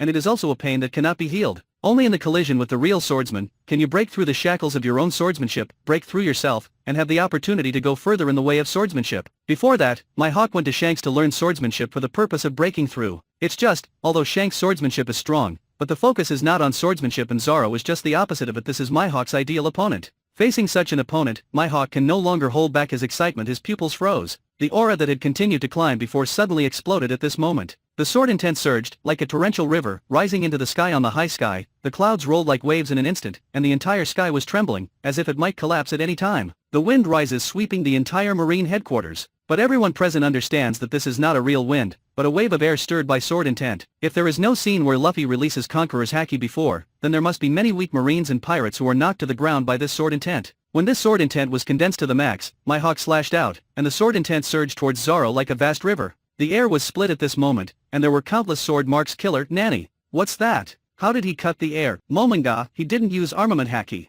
He reached this level with just his swordsmanship. Is it really possible? Jun, Mihawk's swordsmanship are beyond the comprehension of ordinary swordsmen. I'm afraid it's hard to find anyone else in this world who can do that. Shanks, this guy can produce more exaggerated effects, which can't be trained by just working hard. First of all, you have to be talented. But then again, Mihawk, why have I never seen you fight like this when we were sparring? Dracul Mihawk, because I don't think it necessary. Although Shanks' swordsmanship is strong, but still his Conqueror's Haki is even stronger. His swordsmanship is used to cooperate with Conqueror's Haki, therefore, his swordsmanship is doomed from the very beginning. In the sword fight with Shanks, Mihawk can certainly use his sword intent with all his strength, but as Mihawk said just now, it is not necessary. Shanks doesn't have the matching sword intent, and because Mihawk doesn't have the collision of sword intent, he can't gain any insights on the way of the sword. Shanks, okay, I will train hard to train my swordmanship. Gold Roger, hahaha. Facing the sword intent, Zoro can clearly feel that Mihawk's sword intent is strong. There is a strong wind of sword intent, raging. He really is the strongest. Zoro's blood is bursting at this moment. No armament Haki, just sword intent. This is the battle of swordsmen. Three-sword style lone traveler. Zoro was tacit and didn't use armament Haki, and he plunged into Mihawk's sword without any hesitation. Zoro swings his sword one after another. His movements are not very fast, and they are a little strange, but the eyes of Mihawk are shining brighter and brighter. Only the Eagle Eye who is close at hand can fully understand what Zoro is doing. Jewelry Bonnie, hey, is that idiot dancing? Capone Big, pft. It's really look like it. Doberman, speaking of which, are they fighting? Why isn't there any contact between the sword at all? Kong, their sword intents are already doing it. Dracul Mihawk, this kid. Shanks, what's wrong? Dracul Mihawk, he felt my sword intent. Drake, I don't understand. Zoro himself can't understand. He looked at the dancing self on the screen, the him over there. Can he feel the sword intent? Kang kang kang kang kang. The blade slashed across the rolling sword, and immediately made an ear-piercing sound. Countless sparks splashed in the air. Mihawk walked across the top, and suddenly there was a ripple of sword intent. Zoro turned around and danced, and the Watto in his mouth rolled up a sword force, which was smashed together with Mihawk's sword intent that rolled over from the front. He is like a sharp dancer, in this torrent of sword intent, sometimes left and right, sometimes stop, and sometimes move forward. This short distance of more than 10 meters, between him and Mihawk, the entire Marineford seems to have come to a standstill at this time, and everyone's eyes are all fixed on this battlefield. They have never seen such a weird battle between swordsmen, but no one will underestimate this battle among the tumbling sword intent. Zoro blazed a path. When he was approaching Mihawk, Shusui and Yubashiri crossed in front of him at the same time, blocking a blow. Three-sword style Onigiri. The majestic sword intent ignited from Zoro's body, like countless flames of sword intent dancing. His body, the sword momentum spread out. A sea of flames built with sword intent is formed. In the vagueness, Zoro's figure is like a dancing flame of sword intent, which ignites into a monstrous fire in an instant. The flames of the sword intent surged, and instantly overwhelmed the waves of sword intent in front of them. Rushed towards Mihawk's body with inexhaustible force. Good job. Mihawk overjoyed. He finally felt Zoro's sword intent. He felt the violent momentum and the determination of going forward from Zoro's suggestion. With a reversal in his hand, Mihawk looked up at Zoro's figure with a matchless force and directly slashed down the monstrous flaming sword intent. Suddenly agitated, violently dense cracks appeared in an instant, then, boom, the flame-like sword intent instantly collapsed. However, Zoro did not retreat because of this, but used the disintegrated sword intent as a cover to directly rush out. Three-sword style final slash. Yubashiri and Shusui at this moment seem to be the two ghost horns on Zoro's head, and the Watto have become his fangs. Among the indomitable momentum, Zoro's figure was wrapped in a raging sword intent, and slammed into Mihawk's body. Mihawk didn't say anything else. He directly made a change, using the sword as the origin, wrapping all the surrounding sword intent in it, and then stabbing out with a force of breaking through everything. Boom! The sword intent of the two exploded with a bang. Contains no haki, just pure sword intent. The sword intent collided, instantly turned into a sky-filled sword force, and violently swept towards the surroundings at a speed that could not be discerned by the naked eye. Bang bang bang bang bang. Clear-cut marks, like hideous wounds, keep coming out from everywhere. Those Marine Rear Admirals, Vice Admirals, Whitebeard Commander, and the pirate captains are also pushing armament haki with all their strength at this time to protect themselves. They can clearly judge that any of the swords that are constantly leaking and flying out have a terrifying lethality. They don't know what magnitude the sword power was finally too late to release, thus forming a large-scale sword power explosion. Countless sword stances erupted violently at this moment, forming a mushroom cloud formed by the sword stances, rising up with a bang. Zoro and Mihawk realized at the same time that if this sword intent is not released, it will evolve into an effect similar to explosion. The two people are almost in tacit agreement to challenge at the same time. Whoosh! A sword intent suddenly shot upwards, rushed up to the sky. Boom! The cloud layer that was already tumbling, at this moment, is like a curtain, being rolled up crazily. The sky suddenly became extremely clear, and they can clearly see above the sky, but this is not over. The endless sword intent is now as sharp as a blade, and it rushed to the sky above the clouds in the blink of an eye. Boom! High in the sky, an incomparably shocking bang exploded. The loud noise fell from the sky, causing the entire Marineford to vibrate violently. When everyone looked up at the sky, they couldn't help but open their mouths. Because of the sky, it split open. Chapter 155. Chapter 155. Want to leave?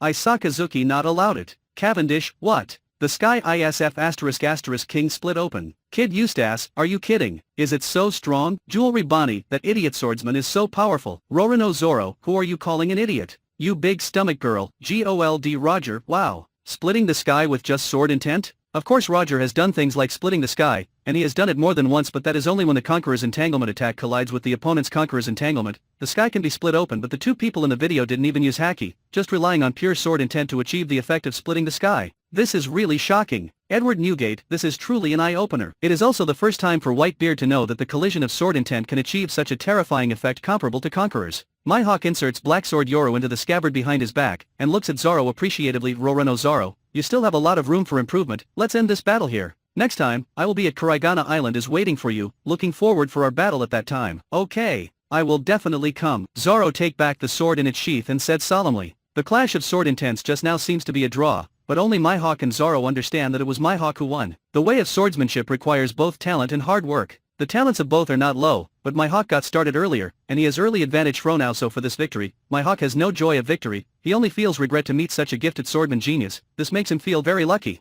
But at the same time, he also regret that the other party is still too young. So for Mihawk, there is no need to continue this battle. On the contrary, Mihawk is looking forward to their second battle in the future. As for Zoro, he gained a lot in this collision of sword intent. For his growth in the way of swordsmanship, it has a huge effect. Mihawk, what are you doing? Are you planning to leave? Seeing Mihawk walking towards the back of Marine headquarters with a black sword on his back, Sengoku shouted quickly. I've had a great time today. Leaving such a sentence willfully, Mihawk left without looking back. Did you see it? You have one less high-level combat power, and now you have no chance of winning. Fleet Admiral Sengoku, you have to decide, and I know it is not easy to issue an order to let us go, so I will evacuate on my own initiative. Luffy said, turned around and left. Sengoku frowned upon seeing this, but didn't know what to do. For a while he was very tangled at first, but now that Mihawk is gone, the battle situation is very unfavorable for Marine. Luffy came to the battlefield of Rayleigh and Kizaru. Rayleigh is here to help them. After all, out of courtesy, Luffy has to help Rayleigh get out of the battlefield first. Goma Goma no Tempest. As soon as he appeared behind Kizaru, Luffy attacked unceremoniously. Although this is a sneak attack, Luffy does not care. This is a battlefield, any attack is fair play. Sensing Luffy attacked from behind,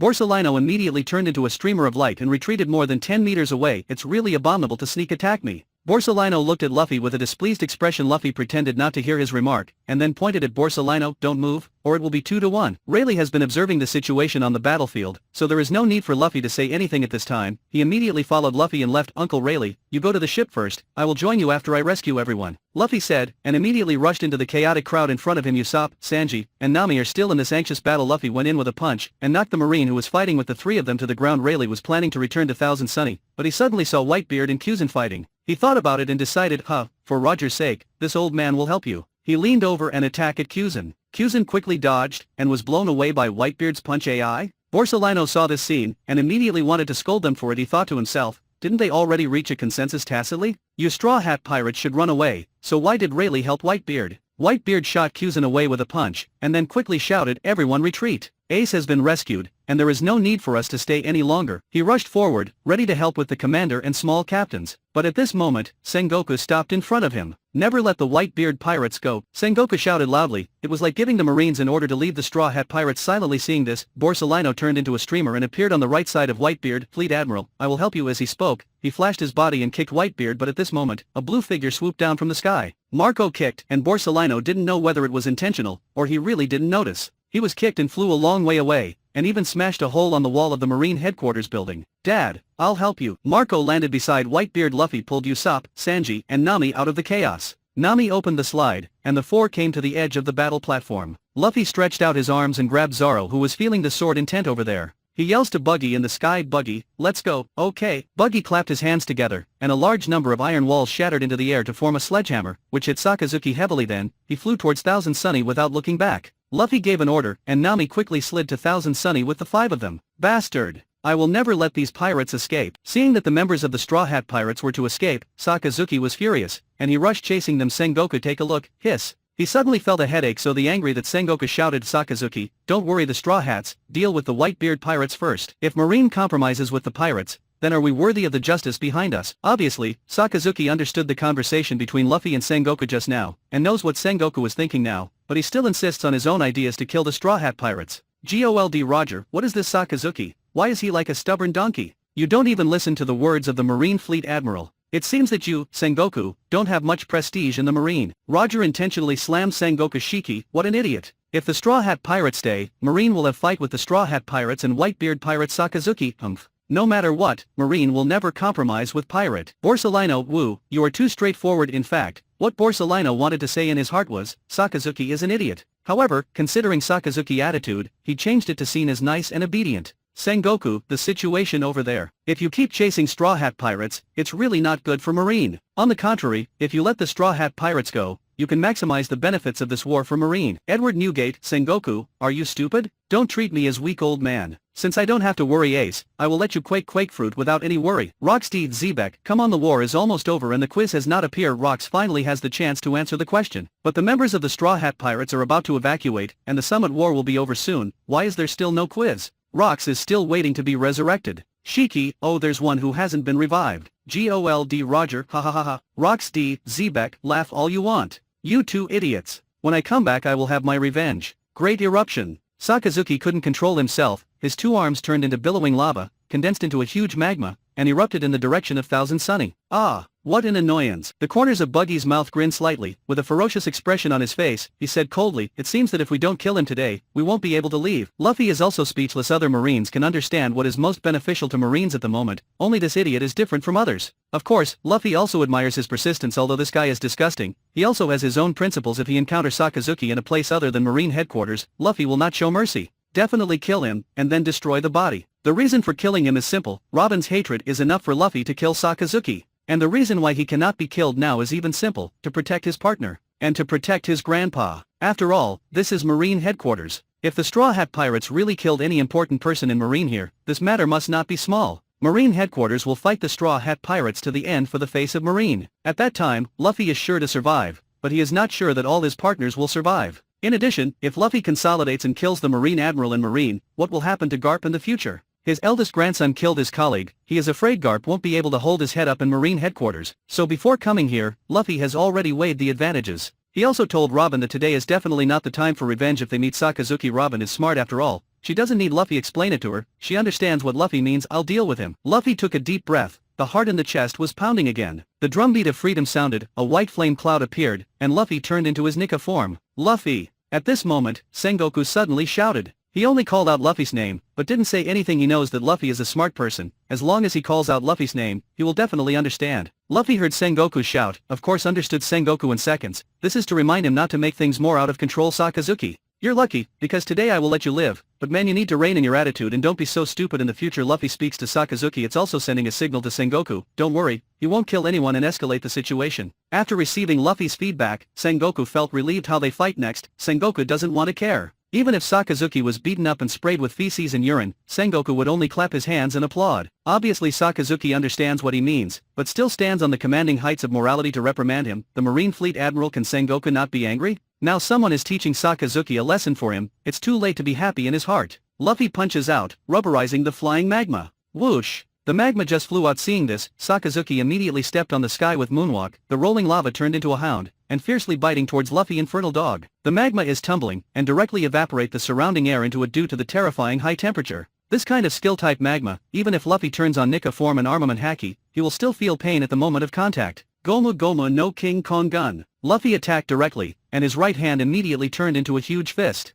Under the dual entanglement of Conqueror's entanglement and armament haki entanglement, he slammed it up hard. Luffy's fist emits a smoke and Sakazuki, boom. The terrifying impact hits Sakazuki directly. Under the double effect of armament haki and observation haki, his real body can't hide. His whole body was like a cannon, and with a bang, he hit the battle platform heavily from the sky. The entire ground vibrated violently, and a large pit in the shape of a human suddenly formed. Ka ka ka ka. The cracks spread out in all directions in an instant. He really don't know what good. Luffy glanced at him, then turned around and was about to leave. But at this moment, everyone including Luffy subconsciously looked towards the sky. Suddenly, they saw a counted figure descending from the sky. Don't let YouTube hide your otaku corner. Be part of Infinite Novel. Hit subscribe.